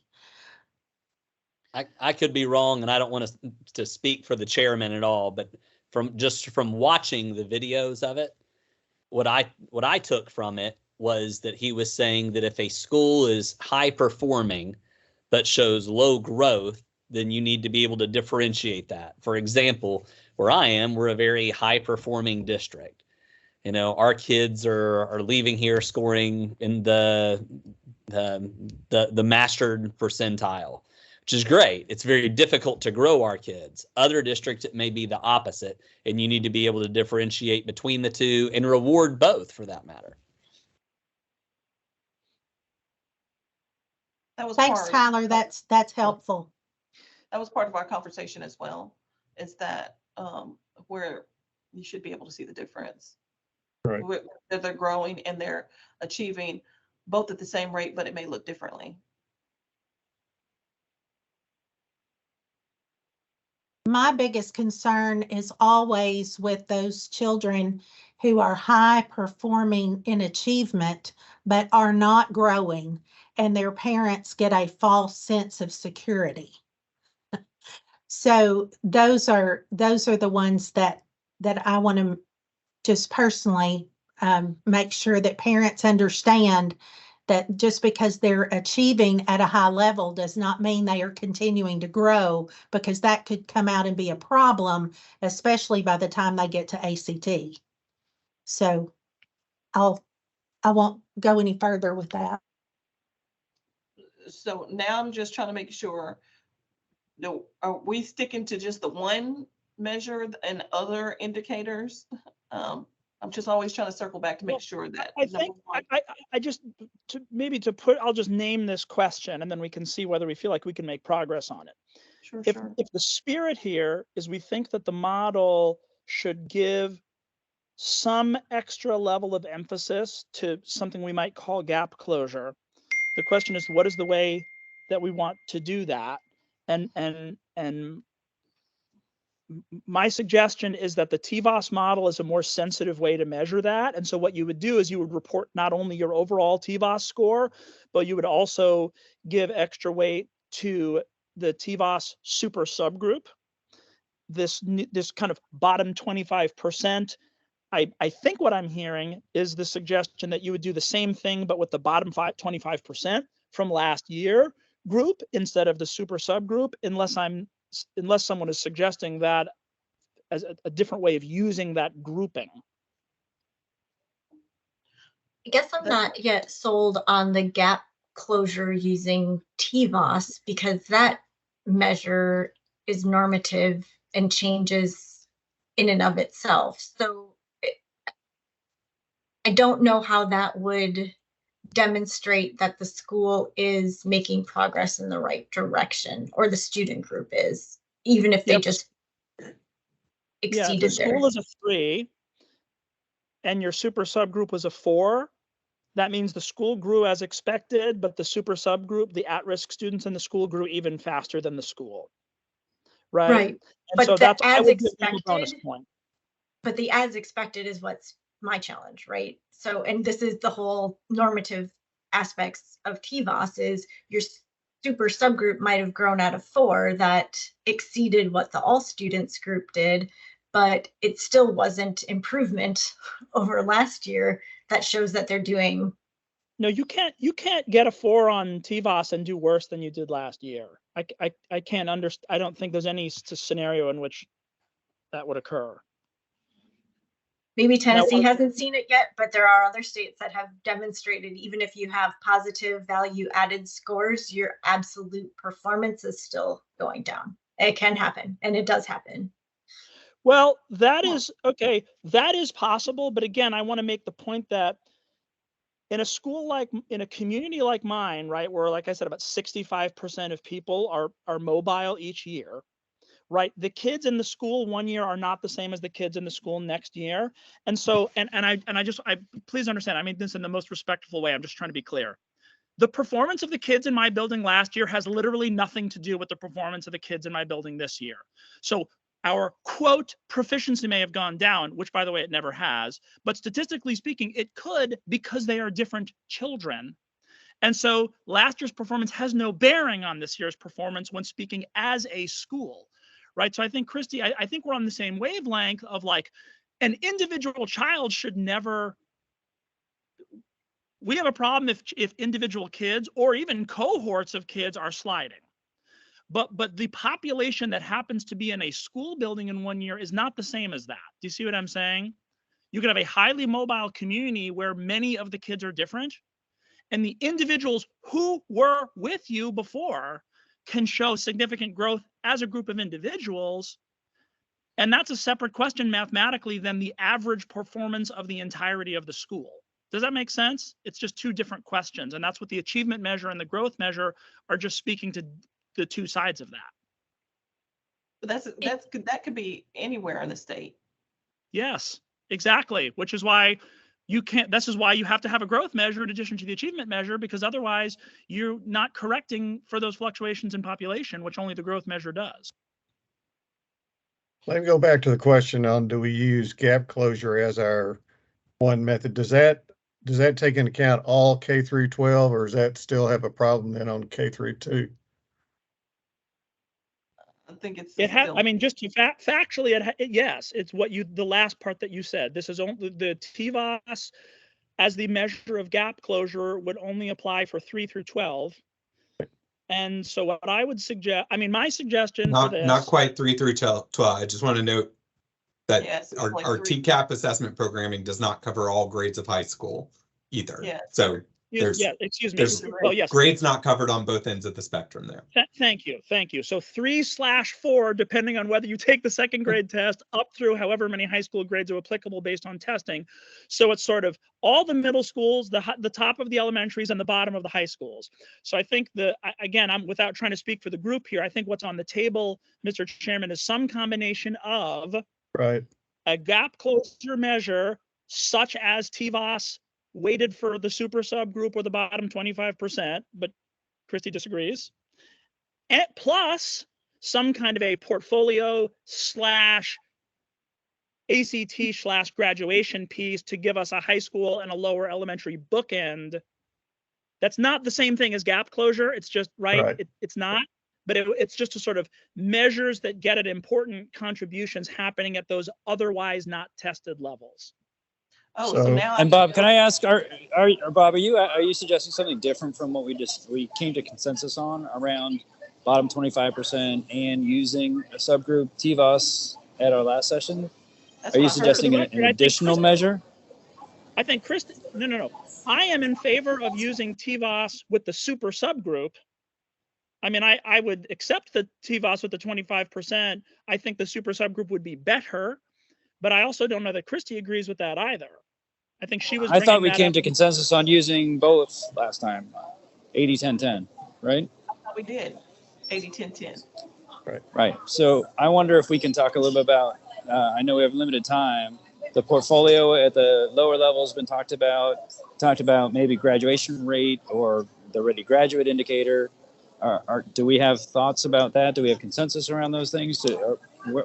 I guess at the high school level in particular, what do people want to see?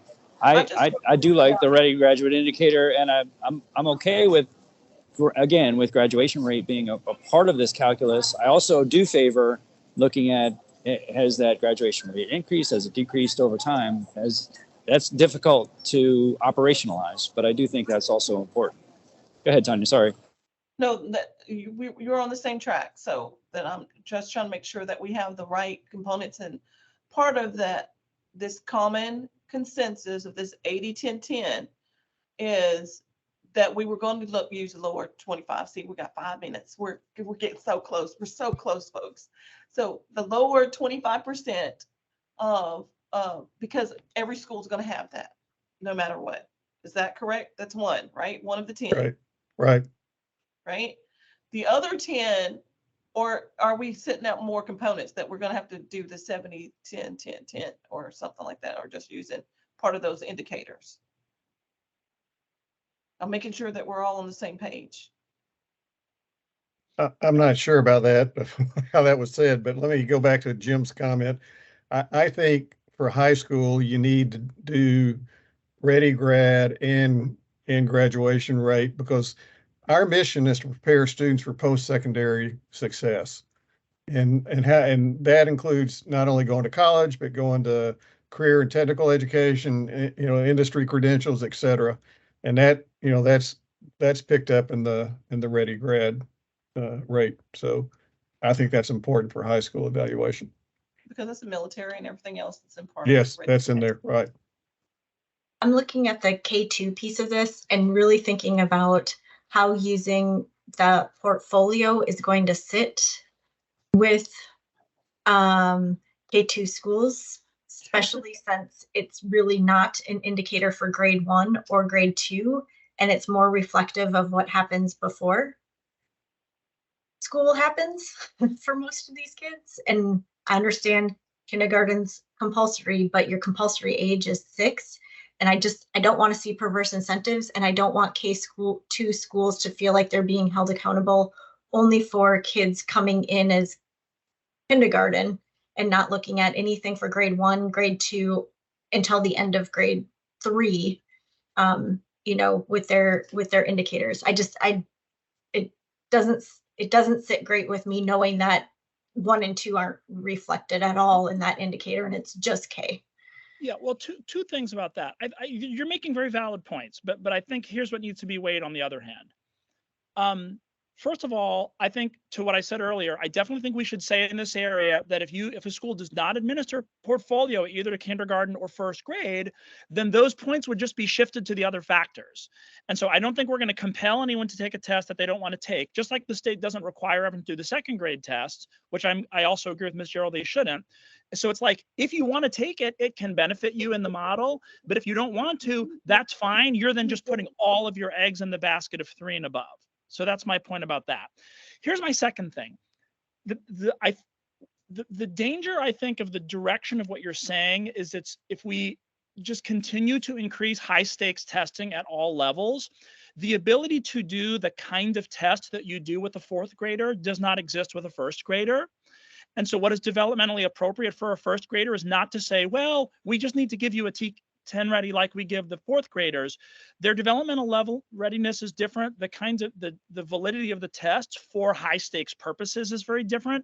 And so I think that, yeah, that's the deal we make as elementary schools, is that you're very reliant on your upper class students to be showing the performance levels that are reflecting the seeds you've been planting. But if we rip up the little plants in K and 1 and 2, just to say, oh, look, now we have a test for you, I think it's going to actually be problematic for what we're trying to do for those students educationally. I'm in no way suggesting a K1 or 2 test. Like, do not think we should be testing TCAP in those early grades. What I am suggesting is that I'm hesitant about the portfolio because it's capturing kids coming in, whereas graduation and ready grad is capturing kids going out. So how does that K portfolio or maybe 1 or maybe 2 reflect the performance of the K2 school when it's K. The one sentence maybe. answer to that is that you only get a portfolio score if you have both a fall and a spring score. So it's a year-long growth data point. So it might be your first year in the school, but it's not a single snapshot. You only get it after you've completed a year there.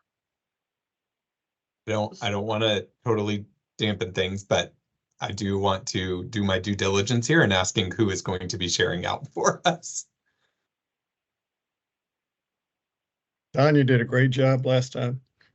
I think it's Bob. I thought it was you going to do it, Chairman. How about Norma? She always does a wonderful job as well.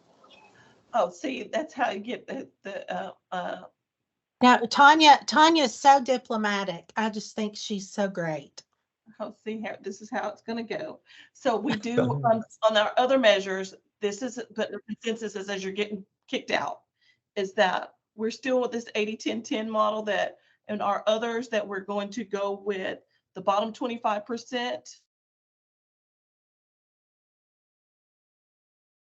About the other indicator area in general. I know we've heard from some folks as part of this subgroup, this breakout group, that, other indicator may or may not be required. We don't have to pick one if we don't want to.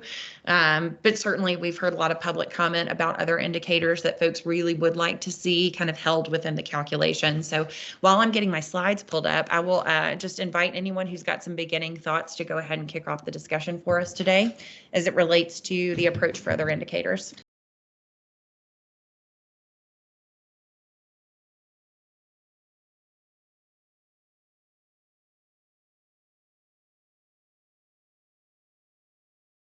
Hi, my name is Aaliyah Guthrie, and I work for an organization called SCORE.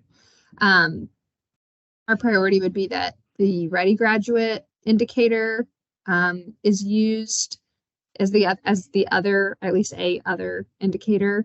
High schools have been working towards increasing early post-secondary opportunities for a long time, and our state is struggling with college going.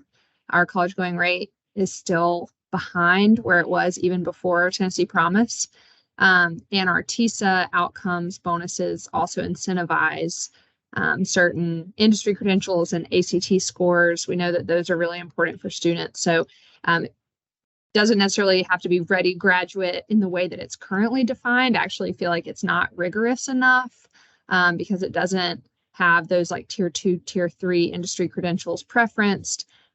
We know that not all of our early post-secondary opportunities are equally predictive of success after high school, but some type of measure that includes that is saying are high schools doing what they need to do to prepare students for life beyond high school, I think is a really important thing that high schools are working on. The state has invested a ton in like innovative school models, and it's something that ultimately I think parents would care about, is whether or not this high school is doing a good job of getting students ready for afterlife.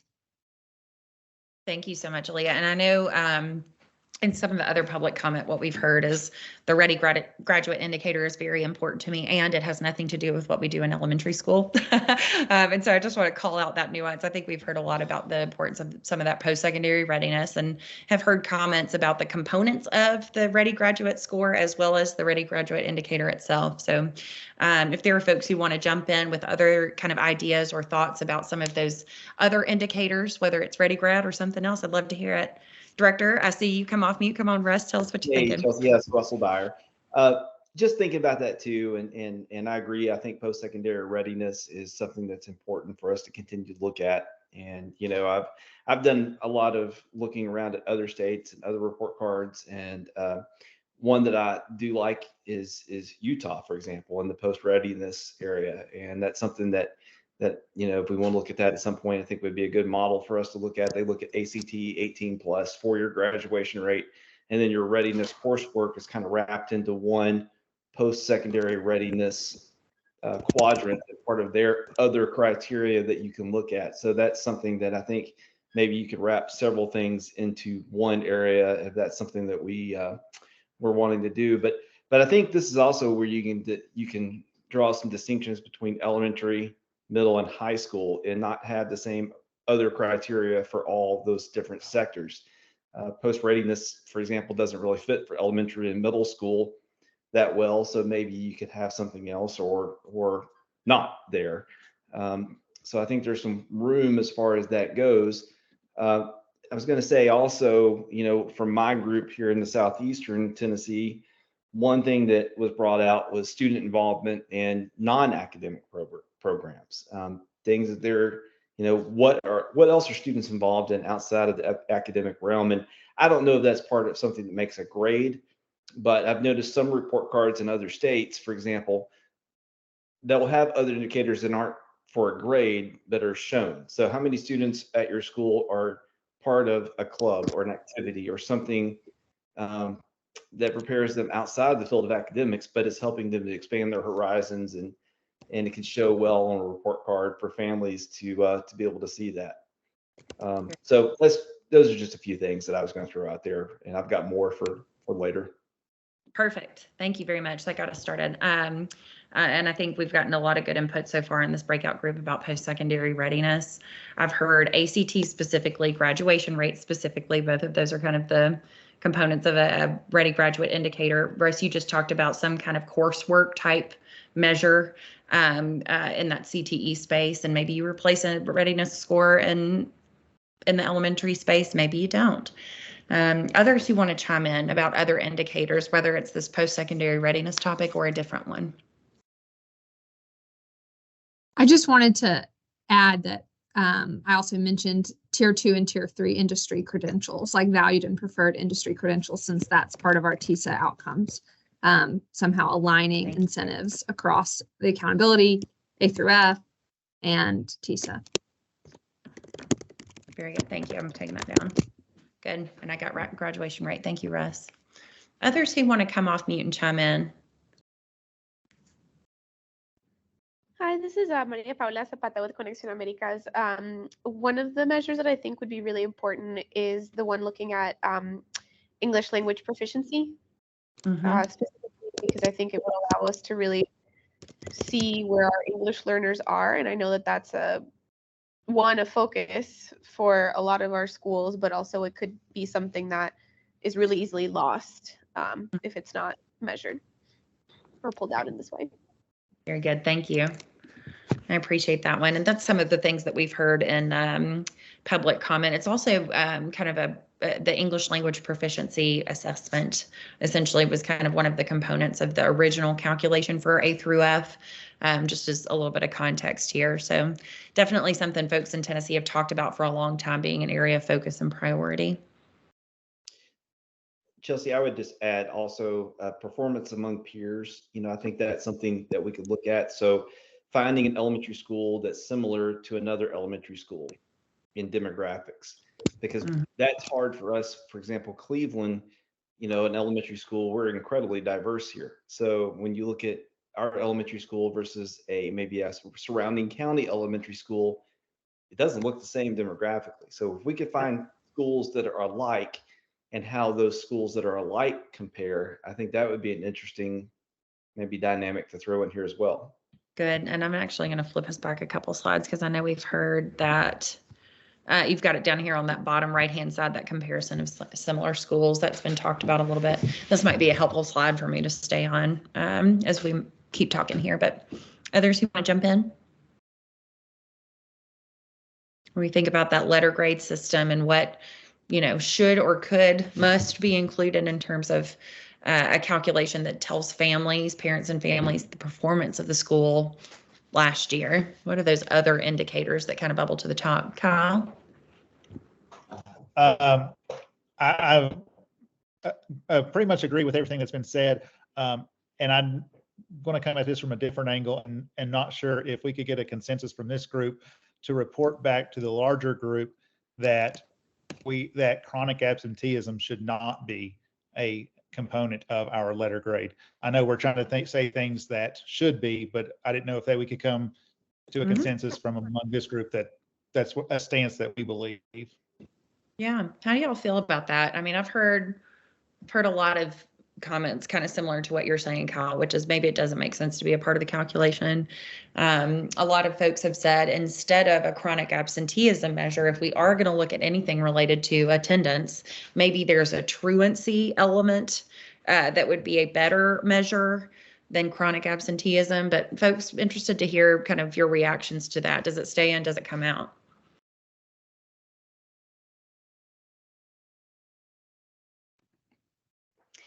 Hey, Chelsea. Erica Berry with Tennessee Can, or Erica Huffman. Sorry, I got married like almost 3 years ago, and it's still just being very lazy about the name change.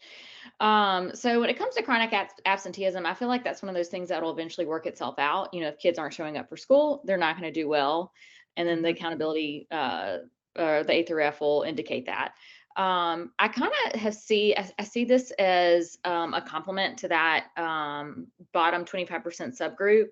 You know, if schools are really struggling to get those bottom 25% performers in the classroom, like you will see their accountability rating do really poorly, especially if we include like growth for those 25%. But again, like that's an issue. I don't think we would need chronic absenteeism if that's the case. You know, it'll eventually just work itself out. Very good. Others who want to jump in? Yeah, I tend to agree. I think, for lack of a better way of saying it, it's sort of saying the same thing over and over again. If we're having trouble with kids not showing up in a chronic absenteeism, then that's going to show up in all these other areas as well. So it kind of shows itself through the data already. I don't know if we need one more thing. Maybe there's other things that are more important that we show for all of us to understand, because we go after our absenteeism pretty hard here. With juvenile court if we have to, and other factors, but you know, I don't know if that's really an important as far as a grade goes. Maybe if it's important to others, it can be an extra factor that's ungraded that's part of the report card, but maybe it shows that, but not for part of the grade. I saw Tim, you came off mute. Did you want to jump in too? It was just kind of agreeing with the perspective that maybe it shouldn't be a part of the grade. I do think it should be monitored in some ways, but I think it becomes a double whammy. Like they said, it'll show up in your other scores or other things that are being measured. And the one thing that I would say that I've noticed on the chronic absenteeism front is that you know, in many of our schools, that has been a challenge for decades now. But especially post-pandemic, there is even schools that were pretty good at reducing those numbers or keeping those numbers manageable. I mean, there's just been so much upheaval that so many of the driving factors of chronic absenteeism are well outside the locus of control for schools. So that is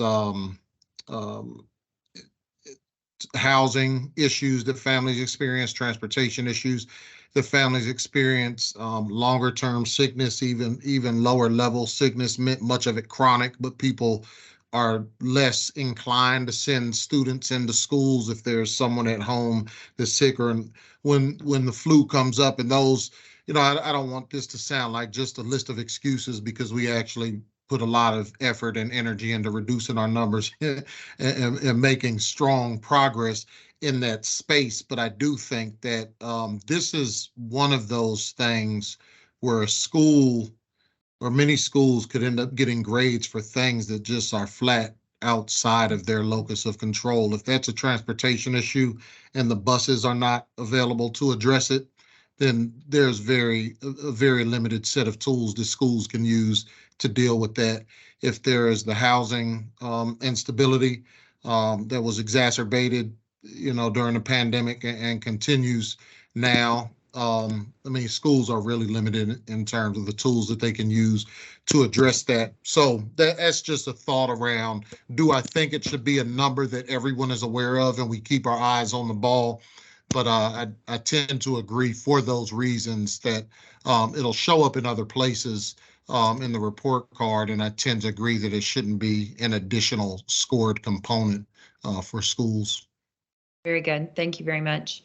Does anyone have a different opinion? Maybe chronic absenteeism should be included. I know we want to try to drive some consensus there. Kyle, you were off mute. Well, when Dr. Dyer was talking, it reminded me of a visit that our administrative team actually took to Cleveland Middle School last year. And one of our takeaways was getting to hear about their judicial support when it comes to chronic absenteeism. And that's just something that we don't have the same backing and the same support locally in our community. So just another reason the tools that we have are not the same. We don't have the same rules in each community or the same support in each community. So how can we compare schools when the field may not be level? Yep. Yeah. So I don't want to put words in anybody's mouth, but it does seem like we've got a consensus here that chronic absenteeism, or really kind of any attendance measure, well, it might be required to be reported somewhere for federal government or something like that. We can pull it out of a calculation. It should not be included in an A through F letter grade rating system. Speak now or forever hold your peace. All right. Okay, let's go on and talk a little bit more about this post-secondary readiness. I want to just recap what I heard before for the sake of share outs later on. Post-secondary readiness in middle and or high school. We heard ACT, graduation rate, tier 1, tier 2 industry credentials, which is aligned with TISA outcomes, and some type of readiness, some type of indicator on readiness coursework, or a combination of all of the above. So those are the things that I've captured in terms of a post-secondary readiness type other indicator. I want to ask more specifically about middle versus high school. This has been an area that's been kind of a complicated, people have notion to it as a complicated thing, because we've got some schools that have K-8, for example. And so if that school will generate 1 letter grade, where do you provide credit for a middle school space if the school is serving a K through 8 grade band? The same kind of thing happens on the higher end, where you see maybe 6th graders through 12th graders kind of within the same schoolhouse. So when we think about post-secondary readiness, does it apply to a middle school and a high school? Does it apply just in a secondary sense altogether? I'm interested to hear if you all have strong kind of thoughts or feelings about that middle versus high, or middle and high school, where we could roll up all of the, kind of try and give credit for all of the work that's happening in that post-secondary space.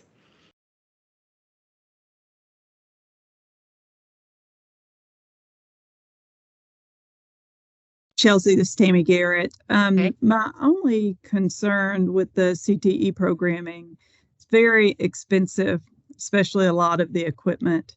So I'm really big on making sure that that this is fair and equitable, not just based on where you live and how much money you have. And that equipment is very expensive. We are in a rural community, and yes, we have had money from the state, but is that going to continue, or will it eventually run out, where some folks, depending on where you live, you may not have access to the funding?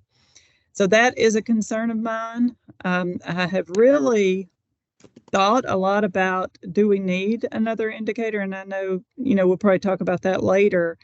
But achievement and growth, if we had those two things, are fair and equitable. Everybody has achievement, everybody has growth. It's not based on what your parents have, what your school district has, the tax base. I think there's value in that.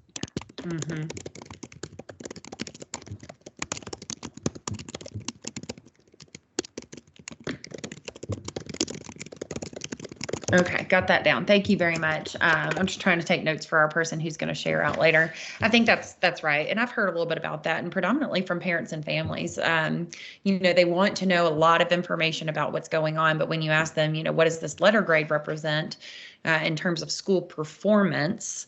A lot of folks, have kind of referenced the point that, we send our children to school expecting that they will achieve and grow. And so what else, we can report on other things, but that's what we care about.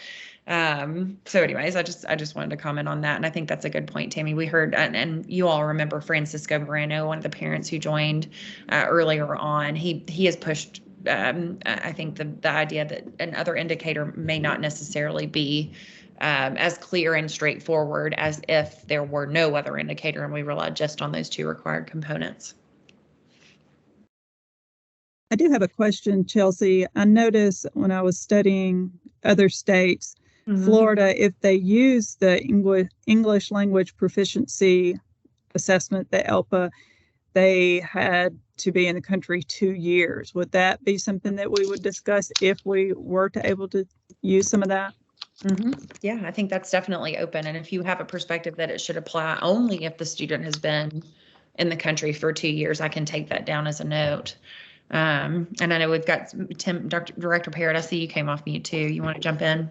Yes, I just have a observation, or I maybe just my pet peeve, but we're still working. If we do put in this other measure, I would like to see us be able to do it with the graduating class that we just got through with. Right now, our graduation rate and our ready graduate, we're 2 years back. And everything we do with accountability now is already done. So I don't see any reason why we couldn't put it all on that same year, because that's where people say, well, your graduation rate is 96%. Well, no, that was 2 years ago. It's 98% now. Or your ready graduate, well, we're already doing better, but we start out at the year and we already say, oh, well, we didn't meet these 2 indicators, but we can't do anything about it. We'll do something about it next year, but it won't be for another year. So I would like to see us use all the available data now instead of having that lag time of a year. Yeah. Just my what I think. That's helpful. And I actually am going to ask David to talk about that when we come back together as a group, because I know he's got probably a list of reasons why that lagging happens, but I do not want to misspeak here. And so I'll trust my expert there. Director Dyer. Yes, sir. Yeah, no, I'm just thinking through this, and, I think it's really important for achievement and growth. I agree. But I also think it's important that we include or think through at least some more. How do we account for students who maybe really struggle in Algebra 2 or whatever, but they excel in career and technical fields or something in that arena? And I think that's where the other indicators part can come in and help tell that whole story potentially, if we get that calculation right. But it's something I understand the points that have been made. I just think, when we look at this, how can we tell the story of all the students that may have struggles in one area, but really excel and exceed in another? How do we incorporate all of that into this story we're trying to tell for parents? Because that's really, I think, a difficult thing to capture when we just go by straight numbers. How do you capture those other stories that are part of that and make that part of a process to really fully tell the story of that school? Yep. And I do agree about our English language students. And I think through that, we have a student that has enrolled in our school system, 17 years old, came from another country. They have 0 credits. Yeah. They're not going to graduate on time. We'll do everything we can to help them, and we'll put them in school. Yeah. But, we're going to get a ding for that. And, that's not really our fault that they came from another area of the world and came to us. Glad they're here. But 17 no credits. How do you account for that in this system as well? Yeah. Yeah. That's helpful. It's kind of that outlier circumstance. I hear you exactly. Yeah. Aaliyah, yes, ma'am. Go ahead. I just wanted to answer your initial question about what grade bands, what schools, and how we should be thinking about that differently. And I think that's part of the reason I would advocate for some type of readiness for life after high school measure for high schools, specifically because students in high school, many of them are not taking any EOC bearing courses after that. Maybe after their sophomore year, they have 1 or 2, but to ensure that there's a picture of the school's work for all grades within a high school and not just the 9th and 10th grade experience. So I think that's a important reason why I feel like achievement and growth alone doesn't capture all the other things that are happening at high school, And the other question, I don't know if we have time or if this is what we should be discussing, but for for obviously within achievement, I know we talked about that at a previous meeting. There's sort of absolute, and then there was an AMO path. But for other indicators, are we only talking about measuring like absolute, what is the percentage of students who were scored an ACT of 21 or higher? Or are we also going to include some type of improvement metric within another indicator, similar to how like the old design had an AMO pathway for other indicators? Just like, how are we thinking through that? Yeah. Well, I think that's yes, good. Gets me back on my worksheet slides to guide this discussion. I mean, I think we definitely have the opportunity to look at absolute performance or a kind of a relative distribution type of performance when we decide this other indicator and maybe this, these few other indicators. We can select that, I think, as part of this group. And it might be, let's see, let me do a time check. It's about 4 o'clock. We've got 5 minutes or so until 4. So we do need to get to this question, the prompts and the weights. And then we'll kind of talk about how you would lay over a letter grade scale on top of the other indicator. But let's first talk about kind of that absolute versus distribution or relative type of grading when it comes to some of the other indicators that we've talked about thus far. So we heard about post-secondary readiness. I'm interested in how this group feels about the absolute kind of performance measure versus a relative performance measure. And what that, just to kind of refresh us from the example earlier, is that absolute, meaning no matter what the performance is of all the schools across the state, this is the bar, no matter what. Or we take that kind of relative approach and we say, okay, of all of the schools, here's the breadth of performance, and then kind of identify from there where the A falls versus the B, C, D, F. Do y'all have thoughts or feelings about absolute versus relative type of metrics as it relates to some of the post-secondary readiness indicators we've talked about, grad rate, ACT, so on and so forth?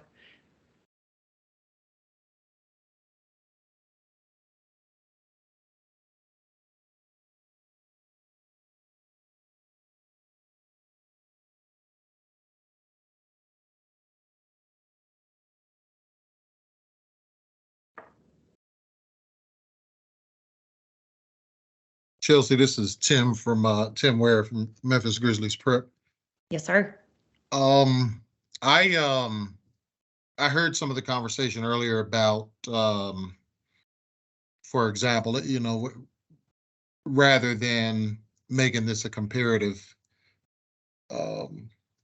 using this as a comparative tool, simply saying like, hey, if all schools have met this, then that means all of these schools receive a higher score. I do see some value in that. I worry and wonder if at some point, in the absence of a comparative measure, you could move into a space where it's almost like the score doesn't mean anything anymore, because people are like, oh, well, all schools get this 4. What does that even mean? Or all schools get this 5. What does it mean? Even if you explain it, I think if you move into a space where if you move out of a comparative framework, then I think the tool in the hands of parents becomes less valuable, because it won't feel like a comparison. It'll feel more like the state is just stamping all of these schools and saying that they're good, but we really don't know what that means. So that's one argument for the comparative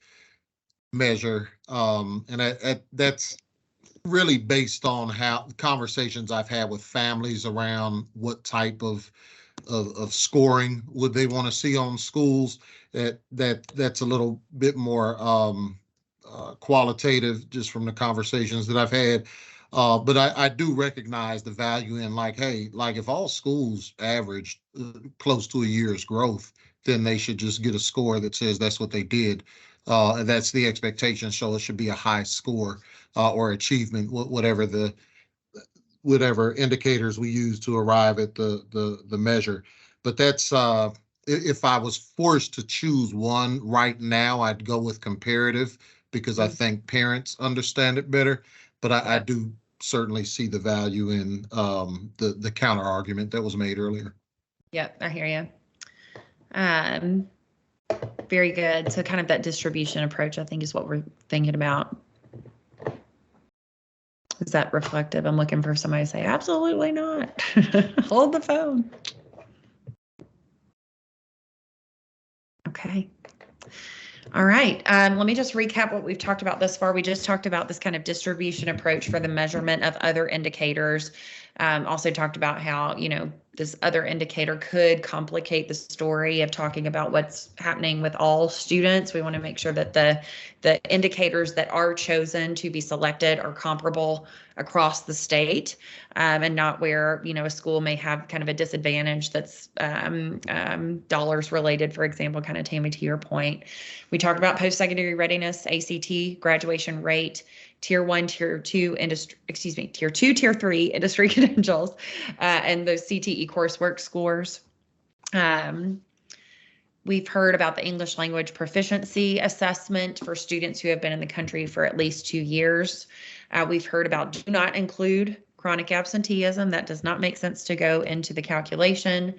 And then something about that lagging indicator, like, is there a way to show more recent data through some of these metrics that would be included in the other indicator? If the other indicator includes lagging data, that might make it a challenge in communicating to parents and families. Let's spend a little bit of time on the academic performance section that you see over here on the left, and then we'll talk about things on the right-hand side as well. We've covered off on that English language proficiency ELPA score. I'm interested to hear if any of these other things kind of on this page stand out to you as something that should be included. Universal reading screening assessments, that has been, at least thus far in Tennessee, kind of one of those low stakes assessment measures that's really trying to help teachers and students improve their reading skills. They've got a required administration of the Universal Reading Screener 3 times per year in kindergarten, 1st, 2nd, and 3rd grade. We've got other assessments, the AP courses. You've got to take that AP class and, score a certain score, 1, 2, 3, 4 to get credit for that coursework for a college. You've got the IB exams, ASVAB, which kind of applies to the military space. And then that RTI squared notion that you see there is really kind of that small group work that we think about, that kind of intervention support for a lot of students. So I'm interested if there are things in that academic performance bucket that resonate with you all. Absolutely do not resonate with you all, past that English language proficiency and ACT bullet points that we've talked about.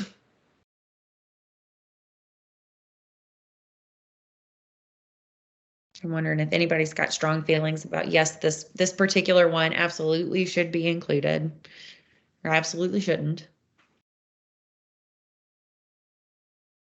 Well, I was just gonna say that currently AP, IB courses, it's just if you're taking the course, it's just participation that you get credit for. You don't actually have to score. It's not about success. Yep. In the course. And we have very low success rates for some of the early post-secondary opportunities. So I think it's a balance of like, how do you ensure that you're giving access to as many students as possible to take those opportunities? So you don't want to have a success metric and then you incentivize people to just reduce the denominator of who's taking it. So I think it's a complicated thing to say of all students, if that's still the denominator, all of your high school students, then what percentage of them are succeeding? Then you're still incentivized to put students into those opportunities and then to support them to be successful. But maybe we're not ready for that still, and maybe it should still just be participation. But we've invested a ton as a state in dual enrollment. And so like making sure that if we're doing that, if we're investing so much in dual enrollment, like nearly $50 million, are students actually taking dual enrollment courses on a path to earn like stackable credit towards their first semester? Or are they just doing like random acts of dual enrollment? Are they succeeding in those courses? So this is like, I just feel like it's going to take more time to kind of talk through all of these trade-offs and considerations with early post-secondary opportunities and what counts and how we track progress. Well, and I think, yeah, I think you're exactly right. It does get very complicated. And I love the random acts of dual enrollment comment that you made there that cracked me up. But I did want to mention, when we think about kind of this letter grade system being a very powerful communication tool for parents and families, it's those very weedy kind of explanations that make it hard for folks to really understand clearly what's included, what's not included. So I just wanted to name that. I think you were naming it too, but it does make it complicated when you think about it, even though it's very, very important metrics. It might be a little weedy. Others who want to jump in. I was just thinking through that a little bit. We do have the dual enrollment, dual credit that many more kids take than AP courses for us. But we also have these kids that are like in our Tennessee Valley early college that are, they're going to graduate with a high school diploma and college diploma or an associate's degree diploma at the same time. How do you calculate that in? Where does that come in for those kids that are doing way extra and really achieving at high levels? It's hard to capture everything, and that's the frustrating thing. Is I hope we're capturing a lot of the great work that's being accomplished outside of just achievement growth. There's so many different facets and different ways and different holes you fall into. It's hard to capture all of that. Yes, sir. But it does matter. It matters a lot. Just as you said.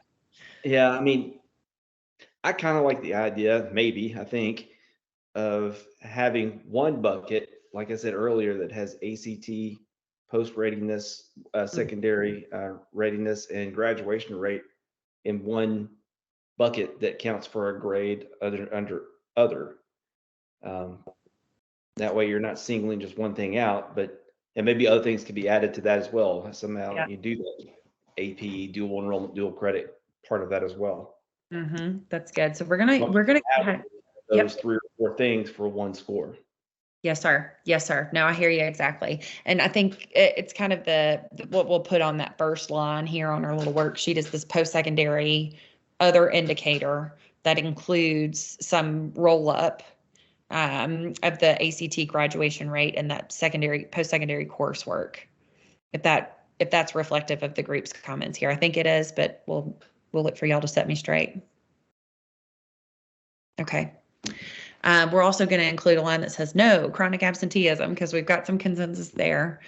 We're going to include a line about English language proficiency. Is that consistent with the group? But as long as you're here for 2 years or later. Is there any wiggle room in the law to make it 3 years?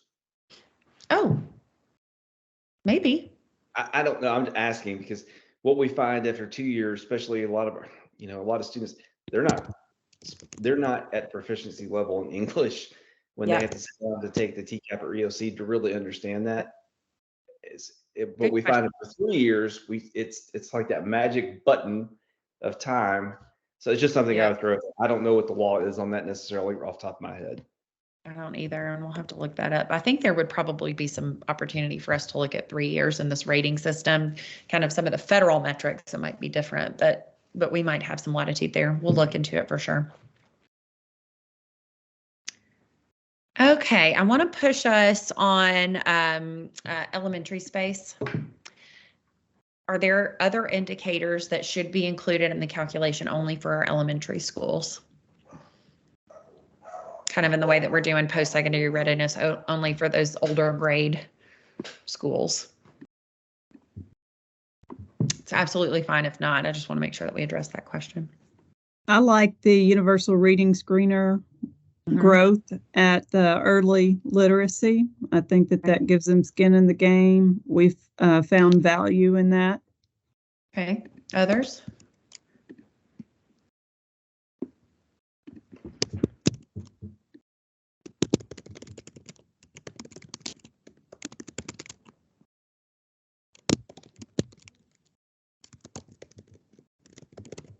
Okay. All right, let's take a look at this kind of weighting. So as a reminder, like this is a math formula exercise. This is, devil's in the details in all of this, and it gets real complicated when you've got to put weights on it. We are talking now about weights of other indicators only, not achievement versus growth versus other indicators. We're kind of in that third bucket. So within other indicators, we have identified a few that the post-secondary readiness section, the ELPA section, and we're going to not apply something for chronic absenteeism. When we think about weighting, and this might drive a little bit kind of more nuance within that post-secondary readiness indicator, but how we apply percentages to all of the things that we have named, we kind of got to split them out and make it equal 100 between ELPA and post-secondary readiness. Let's start maybe there, and then we can talk about, well, I don't know. You kind of got us where we want to go. You could begin to think about breaking apart post-secondary readiness into that ACT graduation rate, coursework, and credentials, and kind of identify a percentage for each of those. On the flip side, you could identify a percentage for some roll-up of all of those components, all of those post-secondary readiness indicators we've talked about.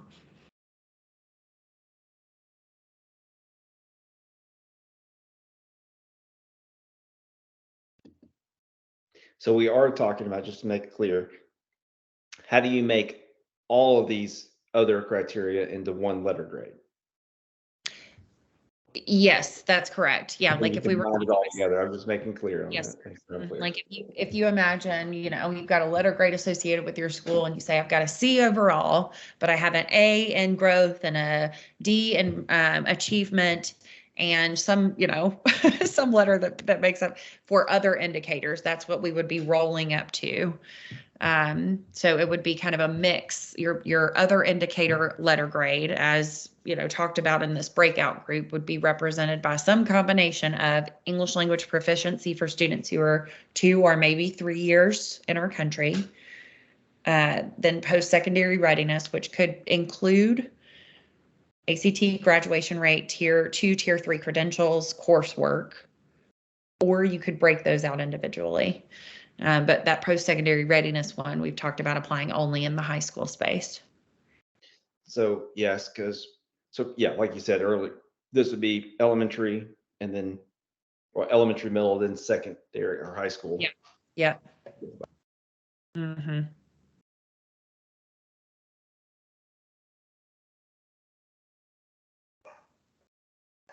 Folks who have thoughts about this one.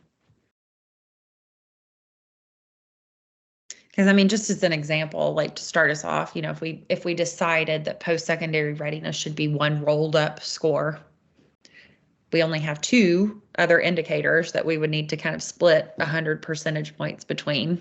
So you could do a 50-50 split, you could do a 60-40, 70-30, you know, kind of any combo of numbers there. It could look different when we break out that post-secondary readiness into those subcomponents. You would have to assign a percentage for each of those. So I'm interested to hear kind of what you all think about a rolled up post-secondary readiness score, or kind of individual percentages assigned to that items that we identified, which is ACT graduation rate, credentials, and coursework. Russ, I see you came off mute. I'll just throw out a number to get us started. So post-secondary readiness, if you included the ACT grad rate and ready coursework, I would give it maybe 60. Okay. And then split the other 2 with 2020. But that's just getting us started. So I'm open to discussion. And then Tim Ware, I saw you maybe come off mute a minute ago. I think I did. If you've got some thoughts, please, y'all feel free to jump in.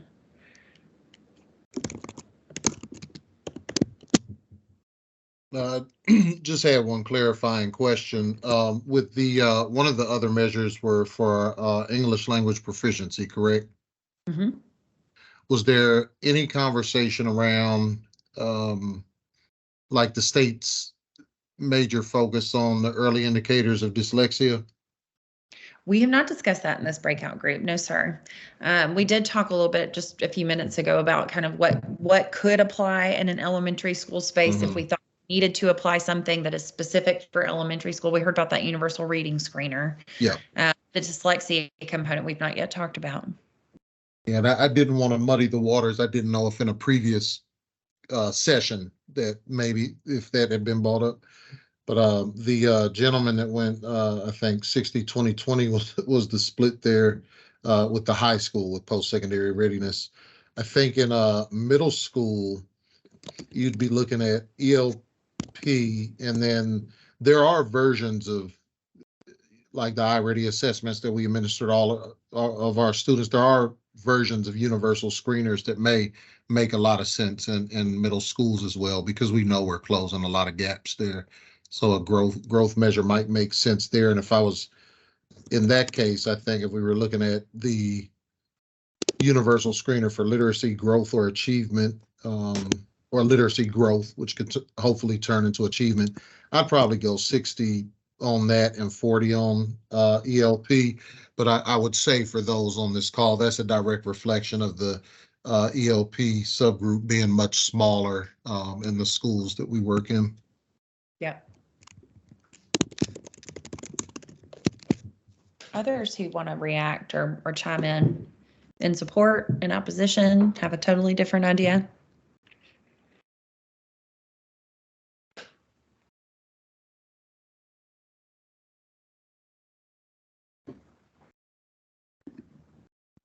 I would again just throw in, and again, I don't know where this falls in, but the text that came from one of my fellow superintendents in this area dealing with student involvement in non-academic programs, not necessarily for weights, but yep, how can we think about that down the road as well? Yeah. I forgot to mention that again when we were talking about things. Yeah, I'm gonna add that to our notes. Kind of that other information that maybe not included in the calculation, but certainly parents want to know.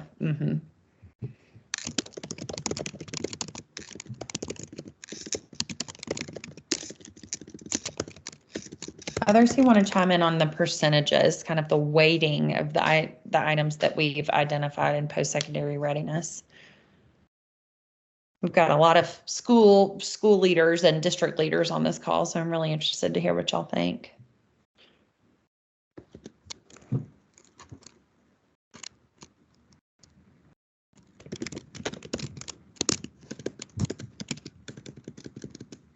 Hey, Chelsea, I think that 60% on that may be a little high.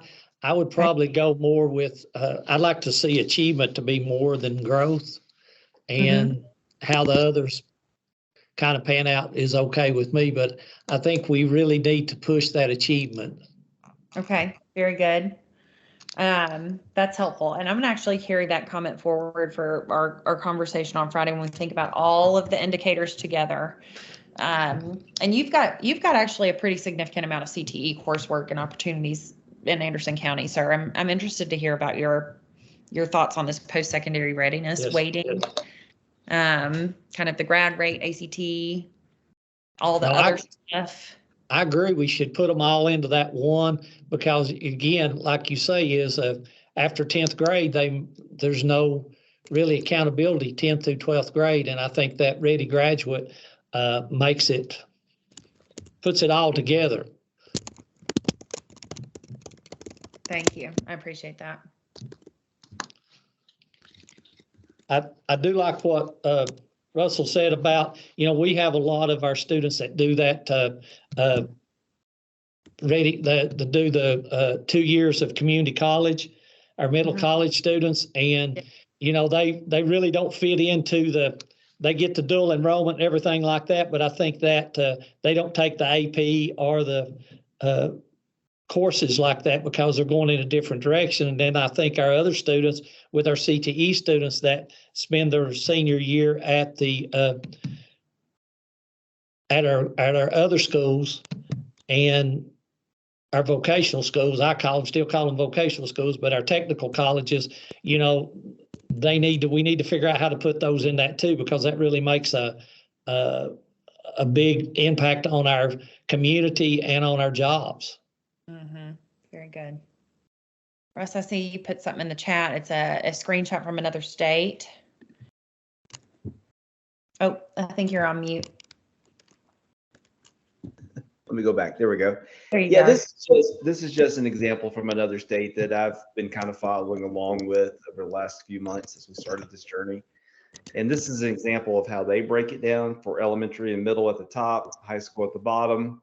And you can see the percentages just as an example of what they do as far as the overall breakdown of their scores. This state, for example, achievement gets a grade, growth gets a grade, EL progress gets a grade, growth of lowest performing gets a grade, as has post-secondary readiness. All those get different A, B, C, D, E, F.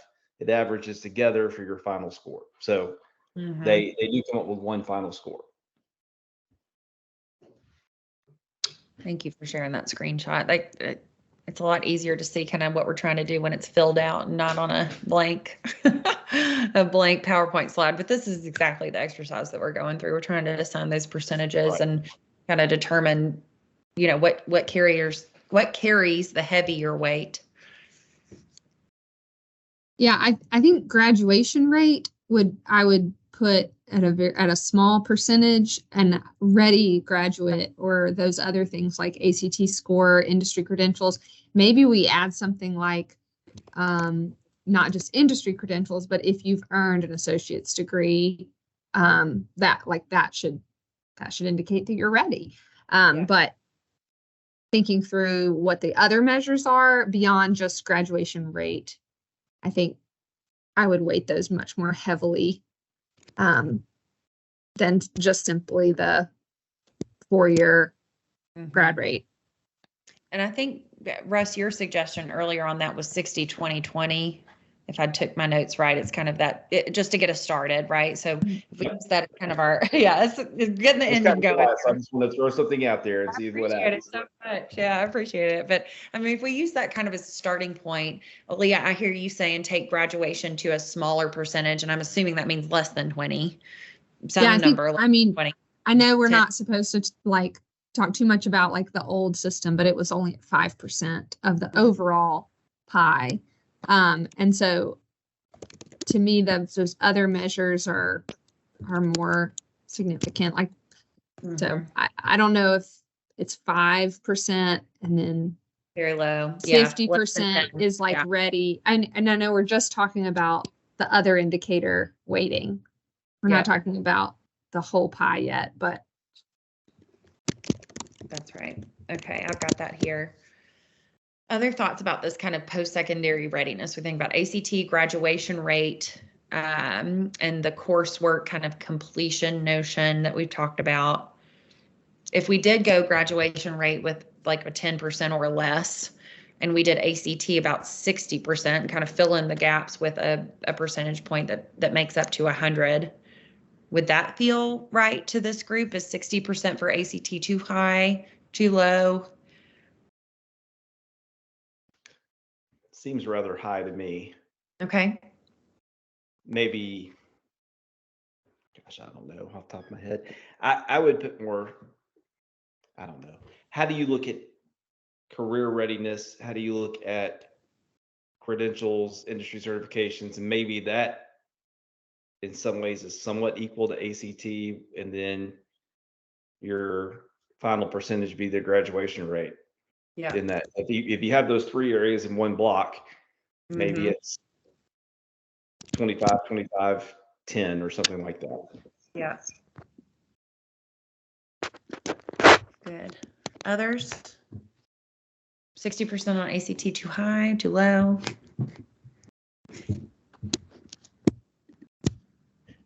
I think if you're in an affluent area, you're going to see ACT high. If you're more of a middle class area like I'm in, you're probably not going to say that high. Yep. Maybe not.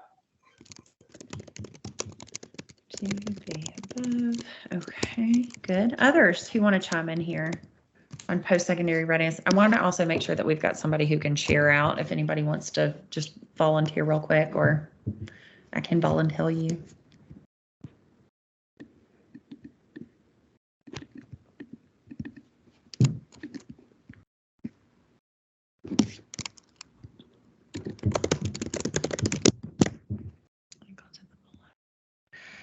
Okay, let's go and talk about the elementary school kind of band that we've talked about, and that universal reading screener and ELPA. I think we said 60-40 kind of for an elementary school split between universal reading screener at 60, ELPA at 40. Does that feel right to this group? How would we dial that in, if we dial it at all?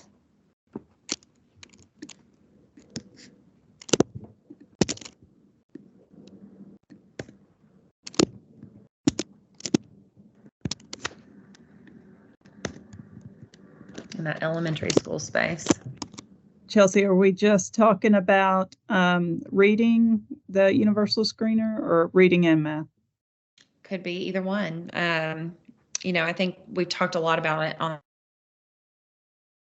Welcome back, everyone. Thank you for the good conversations at our breakout groups. We are going to begin the share out section. And I think, David, you're going to lead that for us this time around.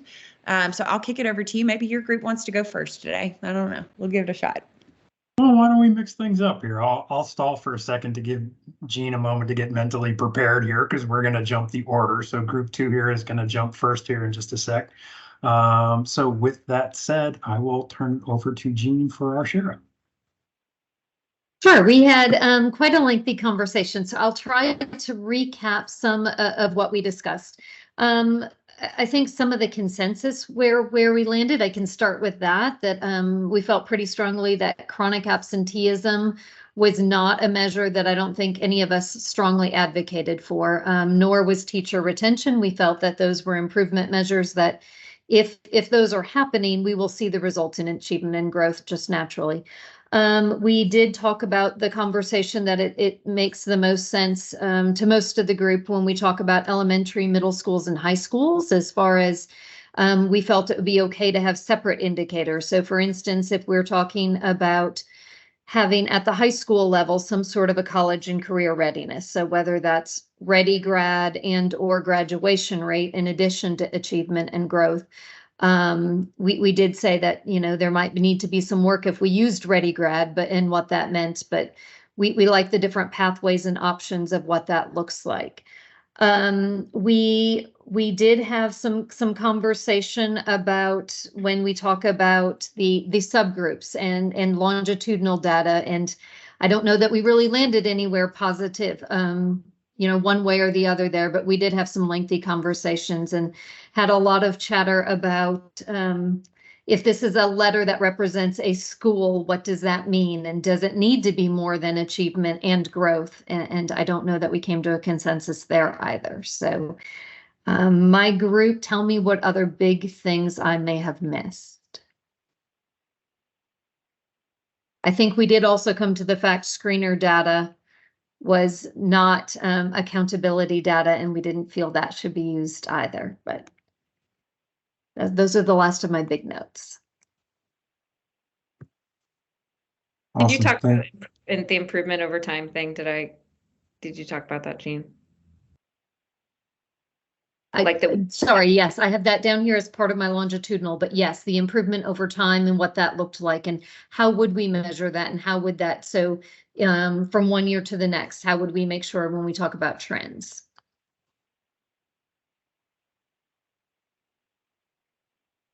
Anything else, group 2? Anybody else want to jump in? All right, thank you so much, Jean. Very much appreciated. Group 1, do we have a representative to share out? Yes, it's me. I saved my group from having to ponder over this last time by just going ahead and volunteering. So group 1, we had a lot of conversation around Ready Grad. We liked Ready Grad, using that as an indicator. Like the idea of the different kind of pieces to that. So ACT, industry credentials, those things of that nature. Great. Yeah. I could stay there, I think. Yeah, I'm sorry. And then also, I had a heck of a time at the. Okay, there we go. Also, we were not a fan of using chronic absenteeism or any of the teacher retention data. In those indicators, those were not things that we felt like districts or teachers had control over, and we didn't want to penalize, especially thinking about our rural districts. I heard this one loud and clear too about, you know, if you take another job somewhere else, that's what can you do, right? We did circle back to AMOs, and we know that those weren't being considered for achievement, but we did like the use of those as an other indicator. When it came to breaking that out in buckets, also, we did also like the thought of still using ELPA data. When it came to weighting it, we liked having an AMO bucket and then also a Ready Grad bucket. And we also did not like the idea of using the universal screeners as well.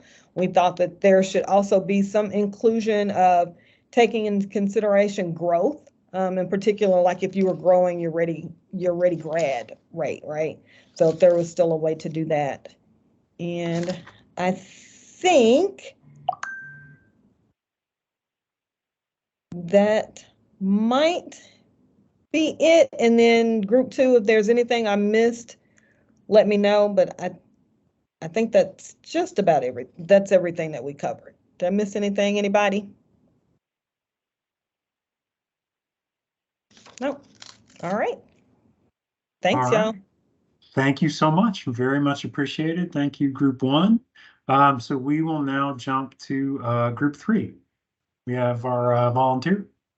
Yes, and since we are the volunteer state, I've been voluntold that I would be our presenter today again. So we've had a very interesting conversation that we have carried over our conversation from the achievement to growth that we did the 80-10-10 model. But we said that some of the things that should be inclusive of that is the bottom 25% of students, because every school has the bottom 25%. We also like the idea as Group 1 about the Ready Grad with the different variations in there and the graduation rate. We've had some conversation about and being inclusive of adding a portfolio, but that wasn't so much of a common consensus in the whole group, but because we were trying to figure out bookends, that we have something for students or actually to closing the gap, or if not, having something that where kids are going out of the system, but we don't have something for students coming into the system because we have TVOS and the growth in the middle. So that's where we were. There is still some thought processes of what's happening to kids before they get to kindergarten and what's happening in 1st and 2nd grade. And that we just want to make sure that it's fair and equitable across the state, that it's not where we're not penalizing again families and or making it so complex that they're not able to understand it. And if I miss something that is not on the common consensus, I know that my group will love to help me out. Anyone else from Group 3 want to jump in? I think there was a lot of interest in our group around portfolio. Again, it's complicated because not every district absolutely has to do it, but I think many are, and portfolio is a standards-based quantitative measure with multiple raters that can look at kindergarten and even 1st grade. I think the sense was not that any district would be required to adopt this assessment, just like with 2nd grade, but you could sort of say, if you do it, then you could get maybe 10%. So the sort of similar percentage that might be given to the high school only indicator could also be given to elementary or even K2 schools so that they'd have it. And if you don't do it, then those points could be sort of just distributed back to the achievement and growth measure, somewhat the way that it works like with ELL and the old protocol that we have. But it would give some value to those early childhood and lower elementary indicators in a standards-based and normed way. So I think there was some discussion around that. And just as a minority report, I do think most people in our group felt that there really is a need to have some kind of subgroup or gap closure piece of this. Sort of, are our most at-risk students improving vis-a-vis their past performance, vis-a-vis their typical peers, right? There's debate about how that should be measured, but I think most people felt there's got to be something around moving the needle for the kids who need it most. There was some debate about whether the super subgroup is the simplest way to capture that versus the bottom 25% piece. Certainly a range of views there, but I think it is fair to say that there's a strong sentiment that somewhere that needs to show up in the model.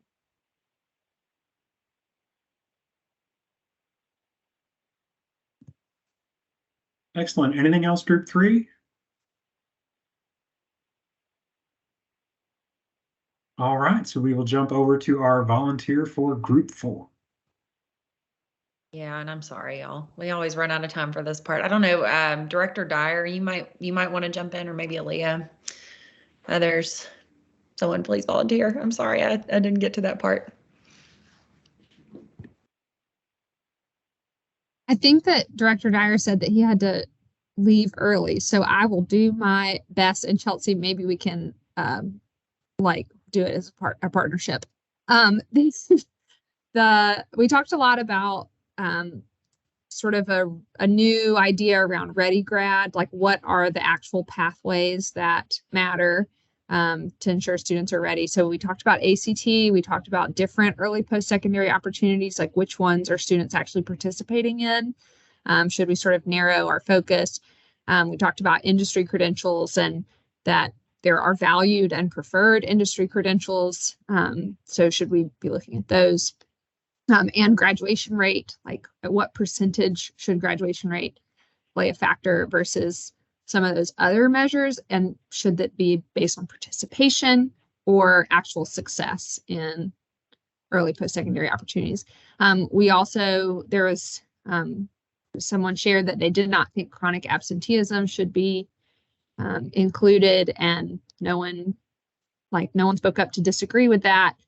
So in group 4, chronic absenteeism was not prioritized. And then we also talked about ELPA and the need to include that measure. And there was some conversation around whether like it counts when a student has been in a school for 2 years or 3 years, or like at what point do students get included?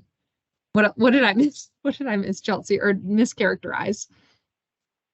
I think you did a great job. I think the only thing I heard about was kind of an absence of an other indicator, like a post-secondary readiness indicator, which would apply at the high school space. Could or should we do something for elementary?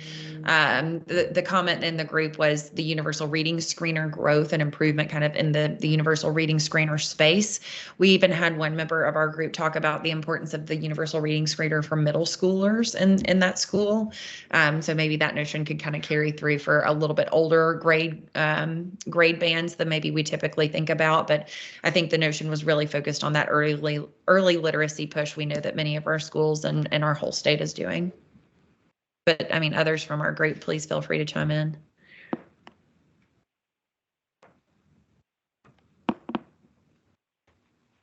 Okay, I'm hearing nothing. All right, so I think that will complete share outs for today. I know we've had a few things kind of coming through the chat in terms of reactions to the share outs today. So I appreciate those. Please make sure you check them out. Talking about the universal reading screener in particular. So we have gotten through four meetings, y'all. This is we're definitely in the home stretch. We've got one more convening. We'll come together on Friday from 3 to 5 to talk about weighting.